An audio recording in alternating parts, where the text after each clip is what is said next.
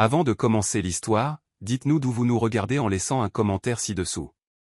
Si vous aimez cette vidéo de Soulful Narrative, n'oubliez pas de liker et de vous abonner. Passez une merveilleuse journée, et bonne lecture à tous. Elle ne s'y était jamais attendue. Certains démons portent des costumes valant des milliers de dollars et arrivent précisément au crépuscule, quand la lumière mourante donne à toute chose une teinte de sang. Les mains d'Helena Voss tremblaient tandis qu'elle mélangeait de la peinture pourpre à de la terre d'ombre brûlée, essayant de capturer sur sa toile la nuance exacte des rêves en ruine de sa famille.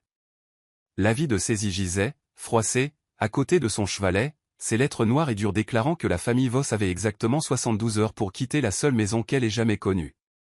50 millions de dollars. C'était ce qu'ils devaient à Walter Enterprises pour le projet d'hôpital pour enfants qui avait détruit leur entreprise de construction 6 mois plus tôt. La sonnette retentit à 18h47 précise, son carillon mélodieux résonnant dans la maison à moitié vide comme un chant funèbre. Le père d'Helena avait déjà vendu la plupart de leurs meubles, ne laissant derrière eux que l'essentiel et le matériel de peinture qu'il ne pouvait se résoudre à enlever à sa fille. Elle entendit des voix basses et pressantes dans le foyer, le murmure des faits de son père et une autre voix, profonde et maîtrisée, qui semblait commander l'air même qui l'entourait. Helena. La voix de son père se brisa comme du verre. S'il te plaît, descends. Il y a quelqu'un qui veut te voir. Elle posa son pinceau, essuyant ses doigts tachés de peinture sur son jean usé. Par la fenêtre, elle pouvait voir une élégante Bugatti Chiron noire garée dans leur allée, sa carrosserie à $1 million semblant obscènement déplacée à côté de leur boîte aux lettres rouillées. À côté se tenaient deux hommes en costume sombre, qui semblaient capables de briser des os à main nue.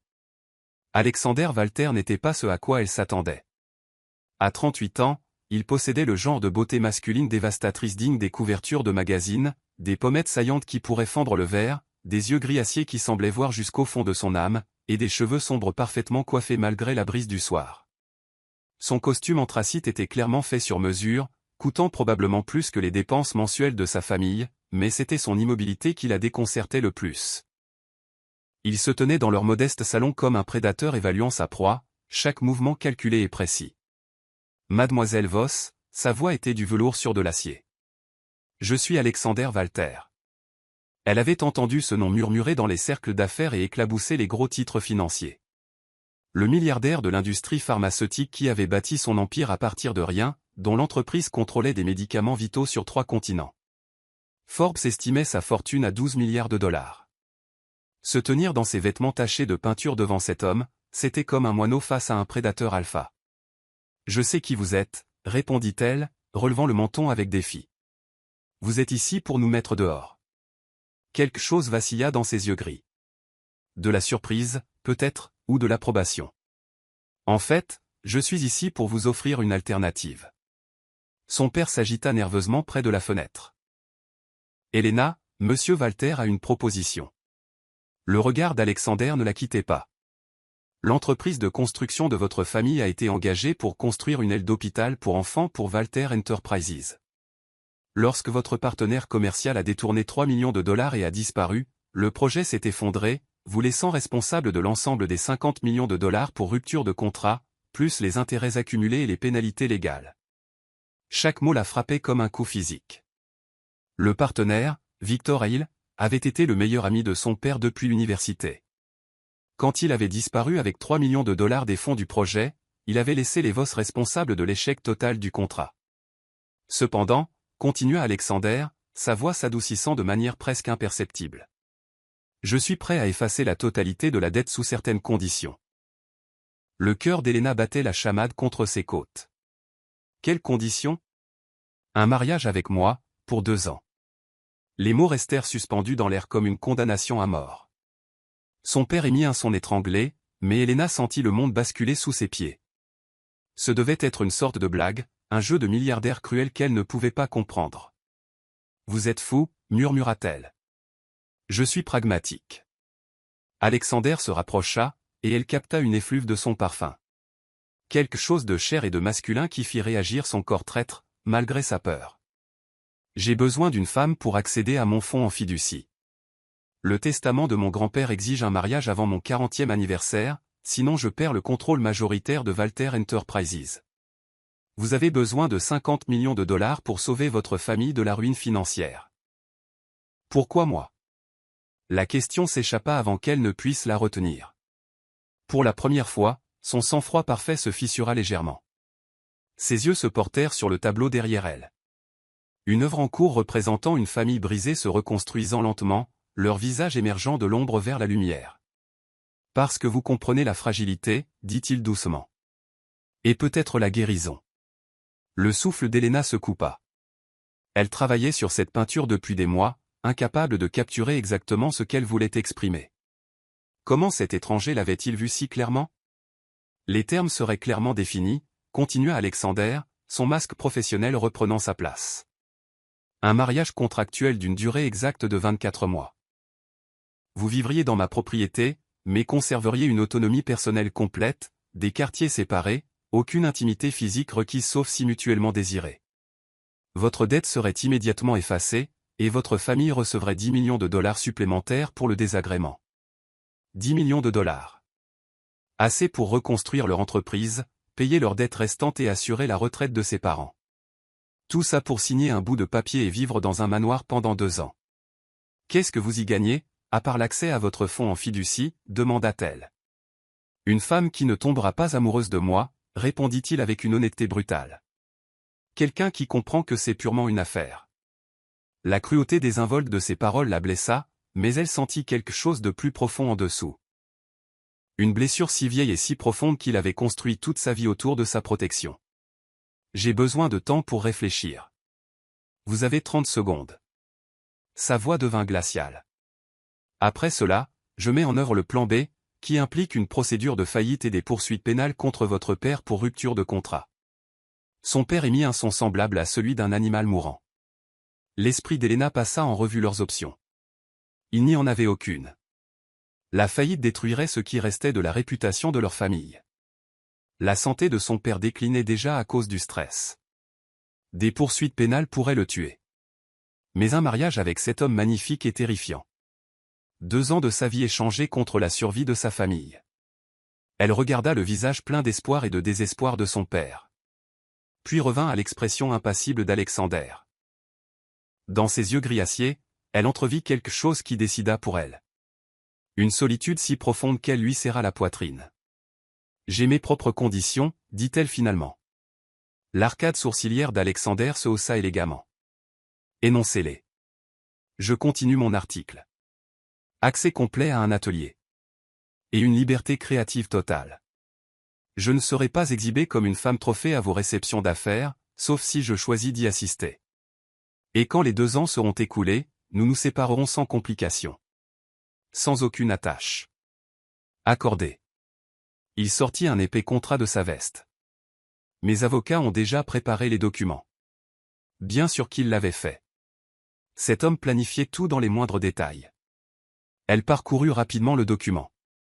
C'était exactement comme il l'avait décrit. Rédigé en langage juridique, mais étonnamment juste. Presque protecteur de ses intérêts. Signé ici. Il sortit un stylo coûteux. Son poids était substantiel dans ses doigts tremblants. Alors qu'elle écrivait son nom sur le contrat de mariage, scellant son destin à un homme qu'elle connaissait depuis à peine 20 minutes, Alexander reprit la parole. Il y a encore une chose, mademoiselle Voss. Elle leva les yeux et vit ses yeux gris flamboyer d'une intensité qui lui fit des nœuds à l'estomac. Une fois que vous aurez signé ce contrat, vous m'appartiendrez pour les 2 prochaines années. Non pas comme une propriété, ajouta-t-il rapidement, voyant son expression, mais comme un membre de ma famille. Je protège ce qui est à moi avec tout ce que j'ai. Cela inclut vous protéger de quiconque pourrait essayer de vous faire du mal, y compris moi-même. L'avertissement lui donna des frissons dans le dos. Mais aussi autre chose. Une chaleur traîtresse qui suggérait que peut-être, juste peut-être, ce monstre magnifique pourrait être plus humain qu'il ne voulait le faire croire au monde. Elle signa son nom avec assurance, scellant leur pacte avec le diable. Bienvenue dans la famille, Madame Walter, dit doucement Alexander, et pendant un instant, son masque tomba complètement, révélant un homme qui semblait juste avoir obtenu un sursis de son propre enfer personnel. Dehors, le tonnerre gronda au loin, et Elena se demanda si elle venait de sauver sa famille ou de se condamner à quelque chose de bien plus dangereux qu'une dette. Un mariage qui pourrait bien devenir réel. Chapitre 2, lié par le papier, séparé par les murs exactement 3 semaines après avoir vendu son âme, Elena se tenait devant un miroir dans une robe de mariée à 20 000 $, se sentant comme un sacrifice magnifiquement emballé, préparé pour un autel. La suite nuptiale du domaine Walter rivalisait en taille avec la maison de son enfance. Tout en marbre poli et lustre en cristal projetant des prismes arc-en-ciel sur des murs ornés de peintures originales de Monet. Isabella Reed, sa meilleure amie depuis l'école d'art, ajustait la traîne cathédrale de la robe tout en luttant pour ne pas pleurer. « Tu n'es pas obligé de faire ça », murmura Isabella pour la 100e fois. « On pourrait s'enfuir. J'ai ma voiture dehors. On pourrait être au Mexique demain. » « Bella, arrête. » Elena attrapa la main de son amie, la serrant doucement. « Tu sais bien que je n'ai pas le choix. » À travers les baies vitrées, elle pouvait voir les préparatifs du mariage en contrebas. 200 invités assis dans la roseraie du manoir, un quatuor à cordes jouant le canon de Pachelbel, et suffisamment de roses blanches pour ruiner un petit pays. Les médias l'avaient surnommé le mariage du siècle, spéculant follement sur la romance mystérieuse entre le milliardaire reclus de l'industrie pharmaceutique et l'artiste inconnu qui avait capturé son cœur. Si seulement il savait la vérité. Madame Walter. Un léger coup à la porte interrompit le tourbillon de ses pensées. Thorne Whitaker, l'assistant impeccablement vêtu d'Alexander, passa la tête par la porte. « Il est temps, Madame Walter. » Le nom sonnait étranger sur sa langue, comme si elle essayait des vêtements qui appartenaient à quelqu'un d'autre. En 3 semaines, elle avait signé plus de documents juridiques qu'elle n'en avait jamais vu de sa vie: contrat de mariage, police d'assurance qui la rendait plus précieuse morte que vive. Alexander avait insisté sur une protection financière complète pour elle, même en cas de divorce ou de sa mort. La descente de l'allée ressemblait à une marche funèbre vêtue de soie de créateur. Chaque visage dans la foule était un étranger. Des partenaires commerciaux, des dirigeants de l'industrie pharmaceutique, des matrones de la haute société dont la fortune combinée pourrait financer de petites nations. Alexander se tenait à l'autel dans un smoking noir de minuit qui le faisait ressembler au péché incarné, son expression aussi indéchiffrable que de la pierre sculptée. Mais quand leurs regards se croisèrent, quelque chose d'électrique passa entre eux, une secousse de conscience qui la fit légèrement trébucher sur ses talons de 15 cm. Sa mâchoire se contracta de manière presque imperceptible, et elle surprit une lueur de quelque chose de brut dans ses profondeurs gris acier avant que son masque ne reprenne sa place. Le juge Harlan, un vieil ami de la famille qui avait officié à 3 générations de mariage Walter, dirigea la cérémonie. Ses paroles traditionnelles sur l'amour et la dévotion sonnaient comme une moquerie compte tenu de leurs circonstances. Mais quand Alexander prononça ses vœux, sa voix portait une inflexion qui lui donna des frissons dans le dos. « Moi, Alexander Lucius Walter, te prends, Elena Marie Voss, pour épouse. Je promets de te protéger, de subvenir à tes besoins, et d'honorer l'engagement que nous avons pris l'un envers l'autre. » La façon dont il accentua le mot engagement le fit sonner moins comme un arrangement commercial et plus comme un serment sacré. Quand ce fut son tour, sa voix trembla légèrement. « Moi, Elena Marie Voss, te prends, Alexander Lucius Walter, pour époux. Je promets de me tenir à tes côtés, de respecter notre accord. » Et, elle hésita, puis ajouta doucement, d'essayer de comprendre l'homme derrière le contrat. Quelque chose changea dans son expression. De la surprise, peut-être, ou une vulnérabilité rapidement dissimulée. Lorsque le juge Harlan les déclara mari et femme, les mains d'Alexander furent étonnamment douces alors qu'il lui prit le visage pour leur premier baiser. Ses lèvres étaient chaudes et fermes contre les siennes, le contact durant juste assez longtemps pour satisfaire les attentes du photographe, mais assez court pour maintenir la fiction que ce n'était que des affaires. Sauf que cela ne ressemblait pas à des affaires quand son pouce frôla sa pommette ou quand ses yeux s'attardèrent sur ses lèvres, comme pour en mémoriser la forme. La réception fut un tourbillon de toasts au champagne et de félicitations de personnes dont elle ne se souviendrait jamais des noms. Alexander joua parfaitement le rôle du marié attentif, sa main ne quittant jamais le creux de son dos, ses réponses aux vœux de bonheur étant douces et charmantes. Mais elle remarqua que son sourire n'atteignait jamais ses yeux, que sa mâchoire se crispait chaque fois que quelqu'un mentionnait les enfants ou l'avenir. Une histoire si romantique, s'extasia Béatrice Langford, une héritière pharmaceutique dont le collier de diamants pourrait probablement nourrir un petit village. Alexander nous a raconté comment vous l'avez séduit avec votre article. Nous devons absolument voir votre travail un de ces jours. Elena faillit s'étouffer avec son champagne. La version d'Alexander de leur rencontre était apparemment une histoire de coups de foudre et de romance éclair. Elle sentit sa main se resserrer en guise d'avertissement contre son dos. « Elena est incroyablement talentueuse, dit-il avec aisance. Je fais construire un atelier pour elle au domaine. L'art est sa passion. La façon dont il dit passion fit naître une chaleur dans le bas de son ventre, ce qui n'était absolument pas censé arriver. C'était un arrangement commercial. Elle n'était pas censée être affectée par le sourire dévastateur de son faux mari ou par la façon dont son smoking soulignait ses larges épaules. Au fur et à mesure que la soirée avançait, elle commença à remarquer les signes subtils de l'inconfort d'Alexander. Comment il buvait de l'eau pétillante au lieu de champagne, comment ses réponses devenaient de plus en plus laconiques lorsque les gens posaient des questions personnelles, comment sa respiration changeait chaque fois que la conversation tournait autour de l'amour ou des émotions. Finalement, miséricordieusement, la réception prit fin. Le dernier invité partit avec des bises en l'air et des promesses de déjeuner bientôt. Des promesses qu'Helena n'avait aucune intention de tenir. Elle se retrouva seule avec son nouveau mari dans le grand foyer du manoir. Le silence s'étira entre eux comme un gouffre. Alexander desserra son nœud papillon. Ce simple geste était en quelque sorte plus intime que tout ce qui s'était passé pendant leur nuit de noces. « Votre chambre est dans l'allée, dit-il doucement. Thorne vous montrera le chemin. Vous y trouverez tout ce dont vous avez besoin. Vêtements, articles de toilette, matériel de peinture. S'il vous faut autre chose, demandez simplement au personnel. Où serez-vous ? La question lui échappa avant qu'elle ne puisse la retenir. L'Ouest. Nous nous croiserons rarement, sauf si nous utilisons tous les deux les parties communes. Son ton était professionnel, mais elle perçut autre chose en dessous. Était-ce du soulagement ou de la déception ? Thorne apparut comme s'il avait été invoqué, la conduisant à travers des couloirs bordés d'œuvres d'art inestimables vers ce qui serait sa prison pour les 2 prochaines années. L'aile était belle d'une manière discrète. Des couleurs chaudes, des meubles confortables et des fenêtres donnant sur le lac privé du domaine. Voici votre suite, expliqua Thorne, ouvrant des portes doubles pour révéler un espace plus grand que toute la maison de sa famille. La chambre, le salon et votre salle de bain privée. Monsieur Walter a fait convertir la pièce adjacente en atelier d'art pour vous. Le souffle d'Helena se coupa lorsqu'elle entra dans l'atelier. Des baies vitrées offraient une lumière du nord parfaite. Des chevalets de qualité professionnelle étaient prêts à l'emploi, et tout le matériel d'art imaginable était organisé avec une précision militaire. C'était le rêve d'un artiste, clairement conçu par quelqu'un qui comprenait intimement le processus créatif. Comment le savait-il ? Murmura-t-elle. Monsieur Walter fait des recherches approfondies sur tout, répondit Thorne diplomatiquement. Y aura-t-il autre chose ce soir, Madame Walter ? Madame Walter. Elle supposa qu'elle ferait mieux de s'y habituer. Non, merci. C'est parfait. Après le départ de Thorne, Helena explora sa nouvelle demeure avec un étonnement croissant.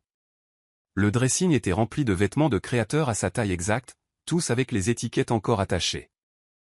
La salle de bain comportait une baignoire en marbre qui pouvait accueillir 4 personnes et une douche avec suffisamment de jet pour alimenter un petit vaisseau spatial. Mais c'est la chambre qui fit battre son cœur. Le lit king size était recouvert de draps en soie qui coûtait probablement plus cher que sa voiture, et quelqu'un avait laissé une seule rose blanche sur son oreiller, un geste qui semblait à la fois romantique et moqueur compte tenu de leurs circonstances. Elle troqua sa robe de mariée contre un pyjama en soie qui était d'un luxe coupable contre sa peau, puis se dirigea vers la fenêtre. Les terrains du domaine s'étendaient sur des kilomètres dans toutes les directions, éclairés par des lumières de jardinage discrètes qui rendaient les jardins magiques. Quelque part dans l'aile ouest, Alexander faisait probablement la même chose, contemplant son empire et se demandant dans quoi diable il s'était embarqué. Un léger carillon de son téléphone interrompit ses pensées. Un SMS d'un numéro inconnu. J'espère que vous trouverez tout à votre convenance. Dormez bien, Madame Walter. Ave. Elle fixa le message un long moment, puis tapa une réponse. Merci pour l'atelier. Il est magnifique. Sa réponse vint presque immédiatement. De rien. Demain, nous commencerons à apprendre à vivre avec nos choix. Apprendre à vivre avec leurs choix. Cela sonnait à la fois inquiétant et plein d'espoir. Helena posa le téléphone et se glissa dans l'énorme lit, entourée d'un luxe qui ressemblait plus à une cage dorée qu'à un nouveau départ. Mais alors qu'elle s'endormait, elle se surprit à ne pas penser au contrat, à l'argent ou aux 2 années qui s'étendaient devant elle, mais à ce moment pendant leur vœu où le masque d'Alexander était tombé. Pendant un instant, elle avait entrevu quelque chose de vulnérable et de désireux dans ses yeux. Quelque chose qui suggérait que peut-être, juste peut-être, ce monstre magnifique était aussi piégé par leur arrangement qu'elle l'était. Dehors, les lumières de sécurité du domaine projetaient de longues ombres sur le terrain, et Helena se demanda si Alexander était lui aussi éveillé, pensant à la femme qui venait de devenir sa femme de non seulement, et si 2 ans seraient assez longs pour découvrir qui il était vraiment sous tout ce contrôle minutieux. Chapitre 3, fissures dans les fondations. Des cadeaux mystérieux commencèrent à apparaître exactement une semaine après leur mariage.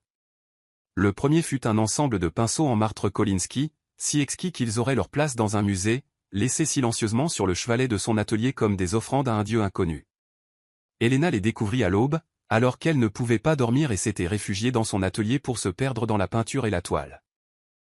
Les pinceaux étaient disposés avec une précision chirurgicale à côté d'une note écrite de la main précise d'Alexander, pour capturer la lumière dans les ténèbres.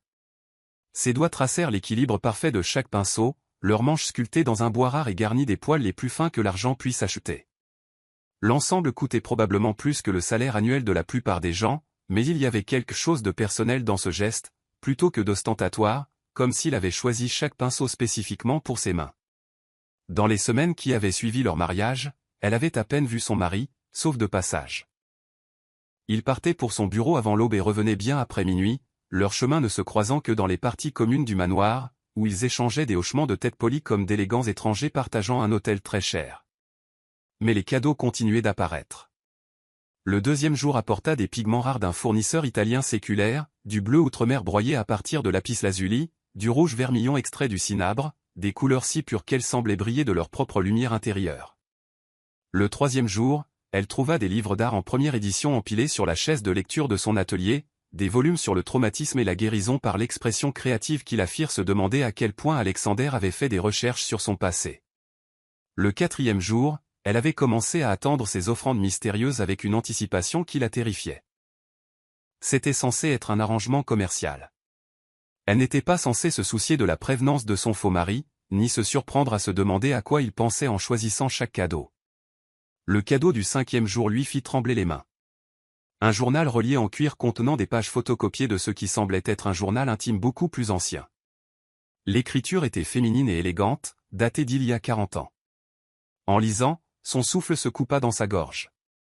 15 octobre 1984. Alexander a peint aujourd'hui, sa première tentative avec de vrais pinceaux au lieu de la peinture au doigt. Ses petites mains bougent si prudemment, si précisément. Il a hérité de mon œil pour la couleur. Quand je lui ai demandé ce qu'il créait, il a dit « Des choses heureuses, maman. Pour que la tristesse dans tes yeux s'en aille. » Mon précieux garçon, essayant de guérir la douleur du monde à seulement 5 ans. 3 novembre 1984. J'ai de nouveau trouvé Alexander dans sa chambre, peignant au clair de lune. Il dit que les couleurs sont plus claires la nuit, que la tristesse fait de l'art meilleur. Je lui ai dit que l'art devrait apporter de la joie aux gens. Mais il m'a regardé avec ses yeux de vieil homme et a dit « Mais maman, comment peux-tu peindre la lumière si tu ne comprends pas l'obscurité ?» Les entrées se poursuivaient pendant des mois, documentant le talent artistique grandissant d'un enfant sensible et le désespoir croissant de sa mère. La dernière entrée était datée du 20 décembre 1984. 20 décembre 1984. Demain, je dois partir. Lucius a été très clair dans son ultimatum. Ma présence n'apportera que plus de souffrance à Alexander. Mon fils brillant et sensible me méprisera pour cet abandon. Mais peut-être que la haine est plus facile à supporter que la vérité. Je prie pour qu'un jour il comprenne que l'amour exige parfois les sacrifices les plus cruels. Je lui laisse mes peintures et mes pinceaux. Peut-être qu'ils diront les mots que je ne pourrai jamais prononcer à voix haute. Helena ferma le journal, des larmes coulant sur son visage. La mère d'Alexander ne l'avait pas abandonné. Elle avait été forcée de partir pour le protéger. Les cadeaux, l'atelier, sa compréhension apparente de son article. Soudain, tout prit un sens déchirant. Ce soir-là, pour la première fois depuis leur mariage, elle le chercha. Elle trouva Alexander dans son bureau à domicile vers minuit, portant encore son costume de la journée, consumé par des réunions d'affaires. Il fixait un mur d'écran affichant les marchés pharmaceutiques mondiaux, mais son regard vide suggérait que son esprit était ailleurs. « Merci », dit-elle doucement depuis le seuil. Il se retourna, et dans la lueur bleue des écrans d'ordinateur, son visage semblait plus jeune, en quelque sorte plus vulnérable. Pourquoi? Les pinceaux, les peintures, le journal. Elle entra dans la pièce, notant comment son corps se tendait à son approche. Le journal de votre mère. Quelque chose vacilla dans son expression. De la douleur, peut-être. Ou de la peur. C'était une artiste. J'ai pensé que vous pourriez apprécier sa perspective sur le processus créatif. Elle vous aimait beaucoup. Les mots le frappèrent comme un coup physique. Sa mâchoire se serra, et quand il parla, sa voix était soigneusement contrôlée. Elle est partie. Elle a été forcée de partir. Il y a une différence. Le résultat était le même.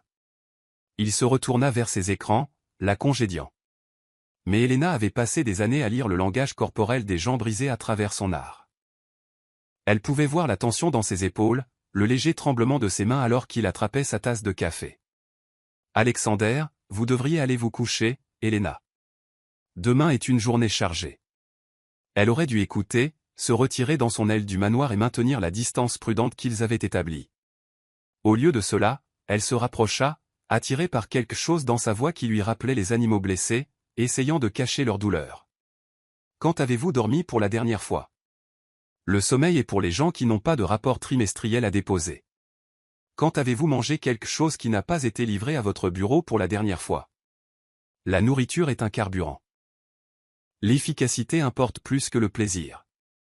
Quand avez-vous fait quelque chose pour la dernière fois juste parce que cela vous rendait heureux ? Cette fois, il se tourna pour lui faire face complètement, et l'honnêteté brute de son expression lui coupa le souffle.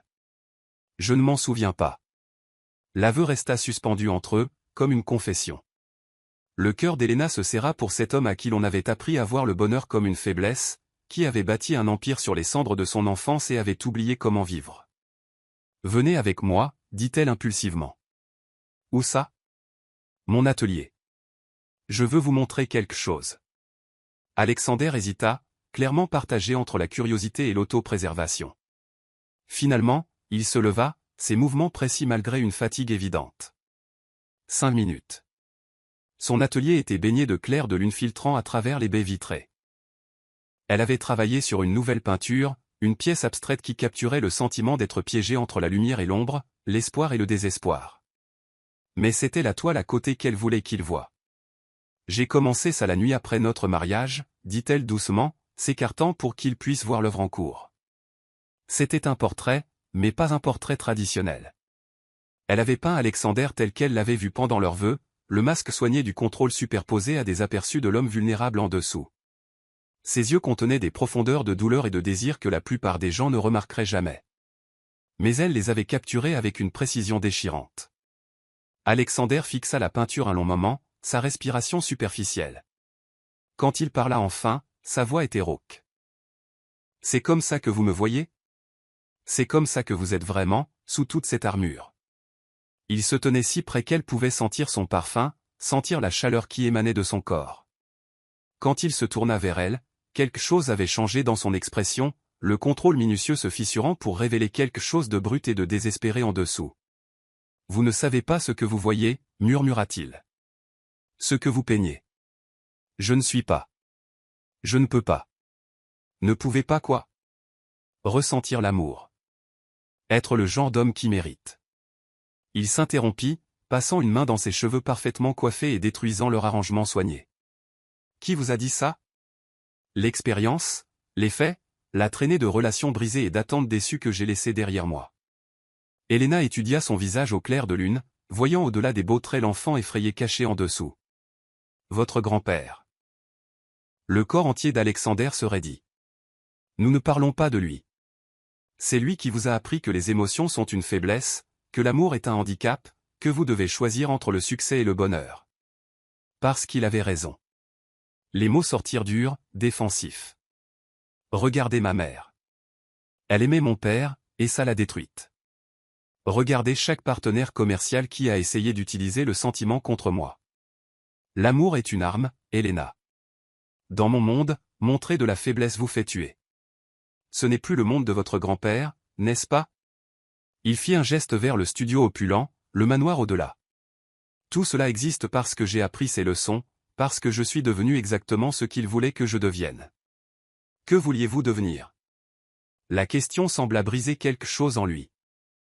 Pendant un instant, son masque tomba complètement, et elle vit le petit garçon perdu qui avait peint des choses heureuses pour arrêter les larmes de sa mère. Un artiste, murmura-t-il. Je voulais peindre. La confession resta suspendue entre eux comme un pont, à travers un gouffre impossible. Sans réfléchir, Elena attrapa sa main, ses doigts s'entrelaçant avec les siens. Il ne se retira pas, mais elle sentit le tremblement qui le parcourut au contact. Il n'est pas trop tard. Je n'ai pas touché un pinceau depuis 30 ans. La mémoire musculaire est plus longue que ça. Et d'ailleurs, elle sourit doucement. Vous m'avez donné tout le bon matériel. C'est comme si vous saviez exactement ce dont j'avais besoin. Alexander baissa les yeux sur leurs mains jointes, son expression indéchiffrable. C'est dangereux, Elena. Qu'est-ce qu'il est? Ce qui se passe entre nous. Notre accord était. Je sais ce qu'était notre accord. Elle se rapprocha, assez près pour voir les paillettes argentées dans ses yeux gris. Mais les accords peuvent être modifiés. Pendant un battement de cœur, elle crut qu'il pourrait l'embrasser. Son regard tomba sur ses lèvres, et l'air entre eux crépita d'électricité. Puis son téléphone vibra, brisant le moment comme du verre. Alexander recula, ses murs se refermant avec une force presque audible. Il jeta un coup d'œil au message et son expression devint glaciale. Je dois y aller. Réunion d'urgence du conseil d'administration à minuit. Les marchés mondiaux ne dorment pas. Il se dirigeait déjà vers la porte, l'homme vulnérable qu'elle avait entrevu disparaissant derrière l'efficacité froide du milliardaire. Merci de m'avoir montré la peinture. Alexander, attendez. Mais il était parti, ne laissant que l'odeur persistante de son parfum et l'écho d'une confession qui changeait tout. Elena resta seule dans son atelier éclairé par la lune, fixant le portrait qui était en quelque sorte devenu un miroir reflétant des vérités qu'aucun d'eux n'était prêt à reconnaître. Dehors, elle entendit le vrombissement de la Bugatti d'Alexander démarrer, l'emportant loin de ce qui avait failli se passer entre eux. Mais en touchant ses lèvres, elle aurait juré qu'elle sentait encore le fantôme d'un baiser qui n'était jamais venu. Et elle se demanda si les murs soigneusement érigés autour du cœur d'Alexander Walter n'étaient pas aussi impénétrables qu'il le croyait. Après tout, elle avait toujours été particulièrement douée pour trouver des fissures dans des fondations apparemment solides. Chapitre 4, l'artiste voit la bête 3 mois après leur mariage. Elena se tenait devant la galerie d'art la plus exclusive de la ville, regardant ses secrets les plus profonds être accrochés à des murs où l'élite mondiale les dissécrait avec des yeux critiques émoussés par le champagne. La galerie Méridien était une cathédrale d'art moderne. Ses murs blancs et hauts de plafond et son éclairage parfait étaient conçus pour donner une apparence profonde même aux croquis d'amateurs. Mais ce soir, elle présentait quelque chose qui n'avait jamais été vu auparavant. Une collection de peintures qui dépouillait les façades soignées du pouvoir et révélait les âmes brisées en dessous. Guérir les blessés par Elena Walter, lisait l'élégante plaque à côté de la pièce maîtresse. Une toile massive qui dominait le mur principal de la galerie, la peinture montrait une figure enveloppée d'ombre, son visage une étude d'angoisse contrôlée avec des fractures de lumière saignant à travers l'obscurité qui l'entourait. Quiconque connaissait Alexander le reconnaîtrait instantanément, mais il ne l'avait jamais vu comme ça. Vulnérable, hanté, douloureusement humain. Chérie, c'est un travail extraordinaire, souffla Victoria Hill, la directrice de la galerie, en ajustant l'éclairage pour la 100e fois. La profondeur émotionnelle, la compétence technique. C'est comme si vous aviez capturé des âmes sur une toile. Toute la collection s'est vendue en 1 heure après l'annonce de l'avant-première. Vendue à des gens qui n'avaient aucune idée qu'ils achetaient des fenêtres sur le cœur soigneusement gardé de son mari. L'estomac d'Elena se tordit d'un mélange de fierté et de terreur. Que avait-elle fait? Madame Walter? Thorne apparut à son coude, impeccablement vêtu comme toujours, mais une tension émanait de son comportement habituellement imperturbable. Monsieur Walter vient d'arriver de Shanghai. Alexander avait été à Shanghai les 2 dernières semaines, finalisant une fusion qui apporterait des médicaments vitaux au marché de l'Asie du Sud-Est. Il n'avait communiqué que par de brefs messages textes professionnels sur les affaires domestiques et son emploi du temps de voyage. Elle ne lui avait pas parlé de l'exposition, ne l'avait pas prévenu que ses vulnérabilités les plus profondes allaient être exposées pour le divertissement de gens qui pensaient que la souffrance n'était qu'une autre forme d'art. Les portes principales de la galerie s'ouvrirent dans un murmure de parfums coûteux et de conversations feutrées alors que les invités de la soirée commençaient à arriver.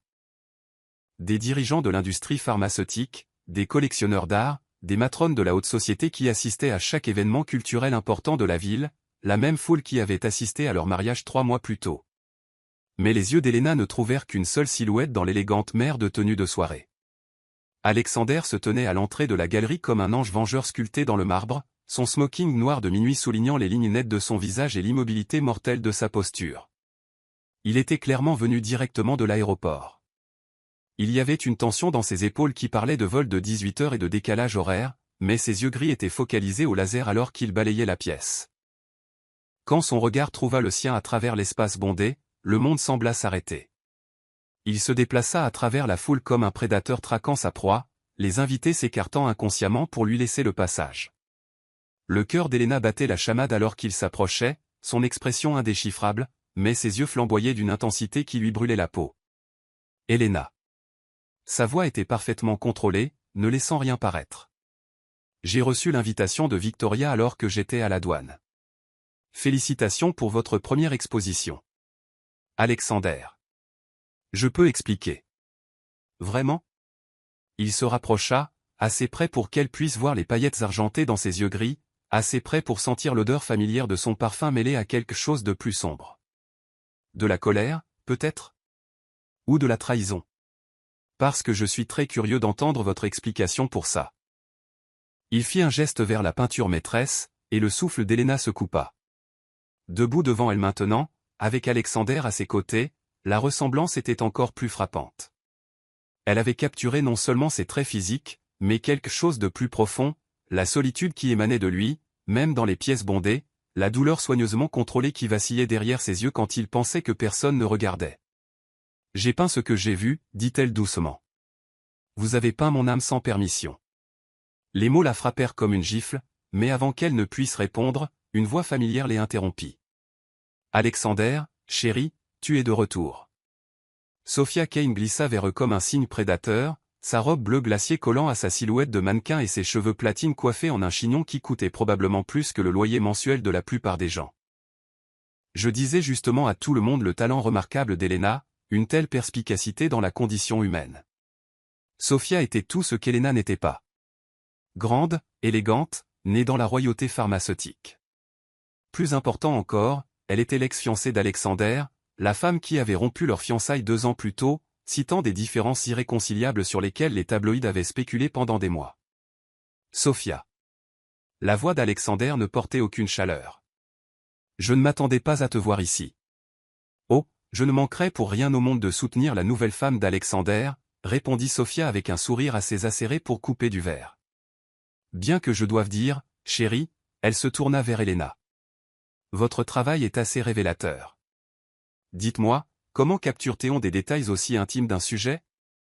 Une telle vulnérabilité brute. On pourrait presque penser que vous avez vu Alexander dans ses moments les plus vulnérables. L'insinuation flottait dans l'air comme du poison. Autour d'eux, d'autres invités avaient commencé à remarquer la tension, les conversations se calmant alors que des yeux curieux se tournaient vers eux. L'art exige de l'observation, répondit Elena avec soin, refusant de se laisser provoquer. Et de l'empathie. Quel artiste! Le rire de Sophia était cristallin et cruel. Bien que je suppose que lorsqu'on se marie pour l'argent, l'accès intime vient avec le contrat. Le sang quitta le visage d'Elena. À côté d'elle, Alexander devint parfaitement immobile, le genre d'immobilité qui précède la violence. Fais attention, Sophia. Sa voix était douce comme de la soie et 2 fois plus mortelle. Tu parles de ma femme. Ai-je tort? Les yeux de Sophia brillaient d'un plaisir malveillant. Tout le monde sait que ce mariage n'est rien de plus qu'un arrangement commercial. Alexander avait besoin d'une femme pour accéder à son fonds en fiducie, et vous aviez besoin. Elle toisa Elena de haut en bas avec dédain. Du salut financier. Merveilleusement transactionnel. Vous ne savez rien de notre mariage, dit Alexander, sa main se posant possessivement sur le creux du dos d'Elena. Le contact la brûla à travers sa robe, envoyant de l'électricité le long de sa colonne vertébrale. Vraiment? Je te connais, Alexander, mieux que personne. Je sais que tu ne crois pas en l'amour. Tu ne crois pas en l'éternité. Tu m'as dit toi-même que les émotions sont des faiblesses que tu ne peux pas te permettre. Sophia se rapprocha, sa voix baissant jusqu'à un murmure intime. Cette petite artiste a peut-être capturé ton image sur toile, mais j'ai capturé ton cœur il y a des années. Et nous savons tous les deux que tu es incapable de le donner à quelqu'un d'autre. Les mots atteignirent leur cible avec une précision chirurgicale. Elena sentit la main d'Alexander se crisper contre son dos. Sentit les murs se refermer autour de lui avec une force presque audible. « Si vous voulez bien nous excuser, » dit Alexander glacialement. « Ma femme et moi avons des invités à recevoir. » Mais alors qu'il commençait à éloigner Elena, Sofia porta son coup final. « Dites-moi, Madame Walter. » lança-t-elle avec une douceur venimeuse. « Que arrivera-t-il à l'expiration de votre contrat de 2 ans? Quand Alexander n'aura plus besoin d'une femme pour accéder à son fonds en fiducie, croyez-vous honnêtement que ce beau fantasme survivra à la dure réalité? » Elena s'arrêta de marcher. Autour d'eux, la galerie était devenue silencieuse. La crème de la société retenait son souffle en attendant que le drame se déroule. Elle pouvait sentir la tension d'Alexander, le sentir se préparer à les extraire de la situation avec un minimum de dommages à leur façade publique. Au lieu de cela, elle se retourna pour faire face à Sofia avec un sourire qui aurait pu faire fondre l'acier. « Vous voulez savoir ce que je vois quand je peins Alexander ?» Elle fit un geste vers la toile maîtresse. « Je vois un homme qui a passé si longtemps à se protéger de gens comme vous qu'il a oublié ce que cela fait d'être vraiment vu. Je vois quelqu'un qui s'est convaincu que l'amour est une faiblesse parce que les gens qui prétendaient l'aimer l'ont utilisé comme une arme. » Sa voix porta à travers la galerie silencieuse, chaque mot d'une clarté cristalline. « Mais surtout, continua-t-elle en se rapprochant de Sofia, je vois un homme capable d'une tendresse extraordinaire quand il pense que personne ne regarde, qui laisse des cadeaux à sa femme non pas parce qu'il le doit, mais parce qu'il veut la voir sourire, qui lit des livres d'art jusqu'à 3 heures du matin, essayant de comprendre sa passion, qui apprend lentement et prudemment que peut-être, juste peut-être, il mérite d'être aimé sans condition ni contrat. » Le silence s'étira pendant une éternité. Puis, de manière inattendue, des applaudissements commencèrent, d'abord de Victoria Hill, puis se propageant à travers la foule comme une traînée de poudre. L'élite de la ville, notoirement connue pour son calcul froid, était réellement émue par sa défense de leur mariage. Le sang-froid parfait de Sofia se fissura un instant, révélant quelque chose de laid sous la surface polie. Comme c'est touchant. Je me demande si vous ressentirez la même chose quand vous découvrirez exactement quel genre d'homme vous avez épousé. Avant que quiconque ne puisse répondre, elle quitta la galerie dans un bruissement de soie et de fureur à peine contenu, ne laissant derrière elle que l'odeur persistante d'un parfum coûteux et des menaces implicites. La foule reprit progressivement ses conversations, mais Elena pouvait sentir le poids des regards curieux. Elle venait de déclarer publiquement ses sentiments pour Alexander devant 200 témoins, et elle n'avait aucune idée de ce qu'il en pensait. « Viens avec moi. » murmura Alexander contre son oreille, son souffle lui donnant des frissons dans le dos. Il la conduisit à travers la galerie vers une alcôve plus calme, passant devant des peintures qui dépeignaient diverses étapes de guérison émotionnelle et de rétablissement. Quand ils furent enfin seuls, il se tourna pour lui faire face, et l'expression dans ses yeux gris lui coupa le souffle. « Tu le pensais ?» Sa voix était rauque, vulnérable d'une manière qu'elle n'avait jamais entendue auparavant. « Pensez quoi ? Ce que tu as dit sur la façon dont tu me vois ?» Le cœur d'Elena se serra à l'incertitude dans son ton. Cet homme puissant et brillant demandait si elle voyait vraiment de la valeur en lui au-delà de son argent et de son statut. Chaque mot, murmura-t-elle. Alexander se rapprocha. Assez près pour qu'elle puisse voir les fines rides autour de ses yeux. Le léger tremblement de ses mains alors qu'il les levait pour lui prendre le visage. « J'ai pensé à toi, » admit-il doucement. Chaque jour à Shanghai, chaque réunion, chaque moment où j'étais censé me concentrer sur les affaires. Je n'arrêtais pas de voir ton visage, d'entendre ta voix. Ça me rend fou.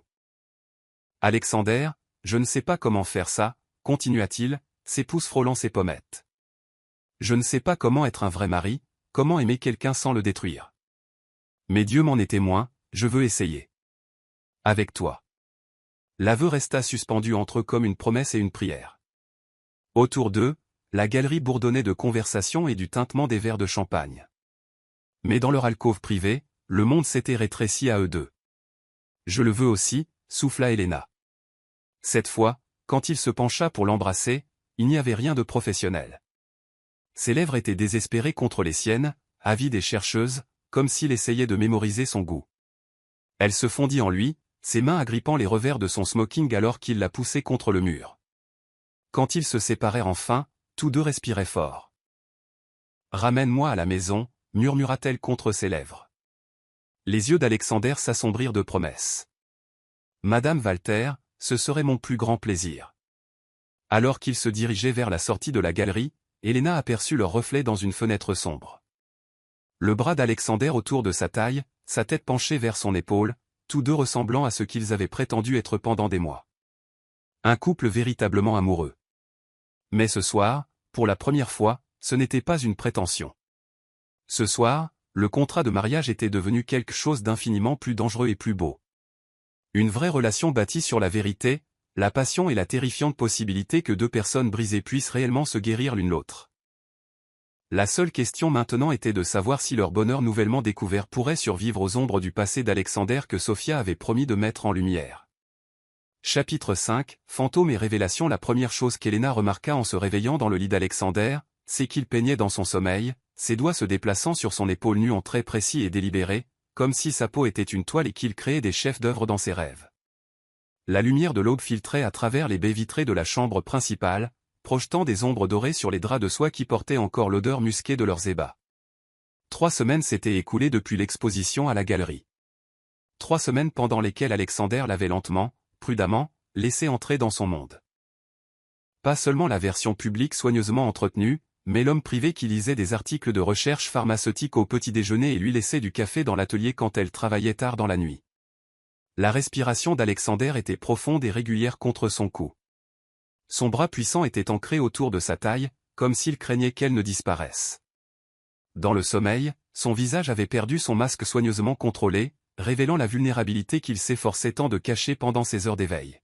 « Bonjour, Madame Walter », murmura-t-il contre sa gorge, sa voix rauque de sommeil et de désir. « Elle sourit, se tournant dans ses bras pour lui faire face. « Bonjour, mon mari. » Les mots sonnaient encore neufs sur sa langue, mais plus étrangers. Pas depuis la nuit où il l'avait portée de la galerie à sa chambre et lui avait fait l'amour avec une tendresse désespérée qui les avait laissés tous les deux tremblants. Pas depuis qu'il avait murmuré contre sa peau qu'il était fatigué de prétendre que leur mariage n'était qu'une affaire. Les lèvres d'Alexander trouvèrent les siennes dans un baiser doux et explorateur, complètement différent de la passion contrôlée de leur première rencontre. Ce baiser parlait de familiarité, de dimanche matin paresseux, et du luxe de prendre le temps de simplement profiter l'un de l'autre. « J'ai des réunions toute la journée », murmura-t-il entre deux baisers. « Mais ce soir, je pensais que nous pourrions. » Le carillon aigu du système de sécurité du domaine trancha leur moment intime comme une lame. Le corps entier d'Alexander se raidit, ses instincts protecteurs s'activant alors qu'il attrapait son téléphone. « Monsieur », la voix de Thorne sortit du haut-parleur, tendue d'une alarme à peine contrôlée. « Nous avons une situation. Sophia Kane est à la porte principale et demande à vous voir. Elle dit que c'est urgent. » L'expression d'Alexander devint glaciale. « Dites-lui de prendre rendez-vous. Elle dit qu'elle a des informations sur Lucius que vous devez entendre immédiatement. » Le nom frappa Alexander comme un coup physique. Elena sentit ses muscles se tendre, vit les murs se refermer autour de lui avec une vitesse dévastatrice. Lucius, son grand-père, l'homme qui l'avait façonné en ce milliardaire froid et calculateur que le monde connaissait. « Faites-la entrer », dit Alexander doucement. « Accompagnez-la à mon bureau. Je descends dans 10 minutes. » Après qu'il eut mis fin à l'appel, un silence s'étira entre eux comme un gouffre. Alexander bougeait déjà, enfilant des vêtements avec des mouvements efficaces et mécaniques qui parlaient d'un homme se préparant au combat. Alexander. Elena tendit la main vers lui, mais il s'écarta de son contact. Pas cruellement, mais avec la distance prudente de quelqu'un qui se protège de la faiblesse. « Cela ne te concerne pas, » dit-il, sa voix retrouvant le ton sec et professionnel qu'elle n'avait pas entendu depuis des semaines. « Tu es mon mari. Tout ce qui te concerne me concerne. Pas ça. » Il s'arrêta en boutonnant sa chemise, et pendant un instant, elle entrevit quelque chose de désespéré dans ses yeux gris. « Fais-moi confiance, Elena, il vaut mieux laisser certains fantômes enterrés. » 20 minutes plus tard, Elena se retrouva à faire les 100 pas dans l'allée comme un animal en cage, incapable de se concentrer sur la peinture, la lecture, ou quoi que ce soit qui pourrait la distraire de la conversation qui se déroulait dans le bureau d'Alexander. Elle essaya de respecter ses souhaits, et essaya de rester à l'écart. Mais le regard dans ses yeux, quand Thorne avait mentionné Lucius, l'avait terrifiée. Elle n'avait jamais vu Alexander vraiment effrayé auparavant. Le son de voix élevée provenant du niveau inférieur finit par briser sa résolution.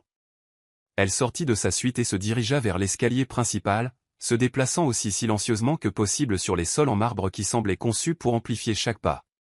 Tu te mens à toi-même si tu penses que cette petite comédie peut durer, la voix de Sophia parvint clairement du bureau, acérée d'un plaisir vengeur. Elle finira par le découvrir, Alexander, ce qui est vraiment arrivé à ta mère, les essais pharmaceutiques, ce que ton grand-père a fait de toi. Mon grand-père est mort.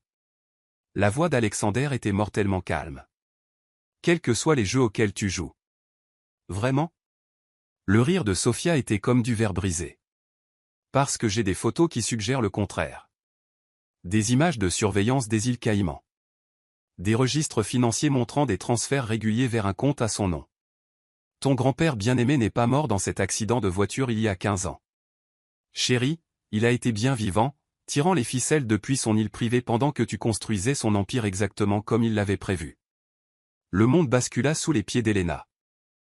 Le grand-père d'Alexander était en vie. L'homme qui était censé être mort quand Alexander avait 23 ans, lui laissant en héritage la société pharmaceutique et tous ses sombres secrets. Tu mens. Mais il y avait de l'incertitude dans la voix d'Alexander maintenant. Une fissure dans son armure que Sophia exploita immédiatement. Vraiment? Alors explique ça. Le bruit de papier froissé. Puis l'inspiration brusque d'Alexander. Où as-tu eu ça? J'ai mes sources. La question est, que seras-tu prêt à faire pour qu'elles ne deviennent pas publiques? Parce que je peux penser à plusieurs organes de presse qui paieraient grassement pour la preuve qu'Alexander Walter a menti sur la mort de son grand-père pendant plus d'une décennie. Qu'est-ce que tu veux? Toi. De retour à ta place. Divorce de la petite artiste. Épouse-moi comme prévu initialement. Et ces photos disparaîtront pour toujours. Nous dirons au monde que c'était une séparation d'essai. Que tu as réalisé ton erreur.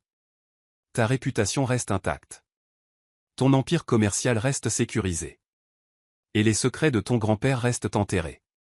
Et si je refuse? Alors je dévoile tout. Les photographies, les registres financiers, la vraie raison pour laquelle ta mère a fui. Crois-tu que ta précieuse femme t'adorera encore quand elle découvrira que tu es l'héritier d'un homme responsable de milliers de morts? Quand elle apprendra que chaque luxe que tu lui as fourni provient de l'argent du sang? La main d'Elena vola à sa bouche, étouffant un hoquet. L'argent du sang? Qu'avait fait le grand-père d'Alexander? Tu as 24 heures pour décider, continua Sophia. Choisis bien, Alexander. Certains secrets sont trop gros pour survivre à leur révélation. Le bruit de talons claquant sur le marbre indiqua à Elena que Sophia partait.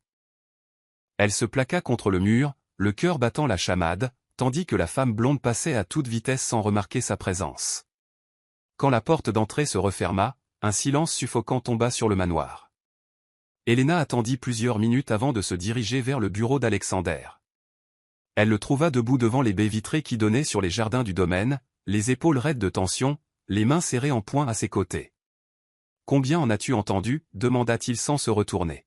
« Assez. » Elle entra dans la pièce, refermant la porte derrière elle. « Ton grand-père est en vie, apparemment. » Sa voix était creuse, défaite d'une manière qu'elle n'avait jamais entendue auparavant. « Alexander.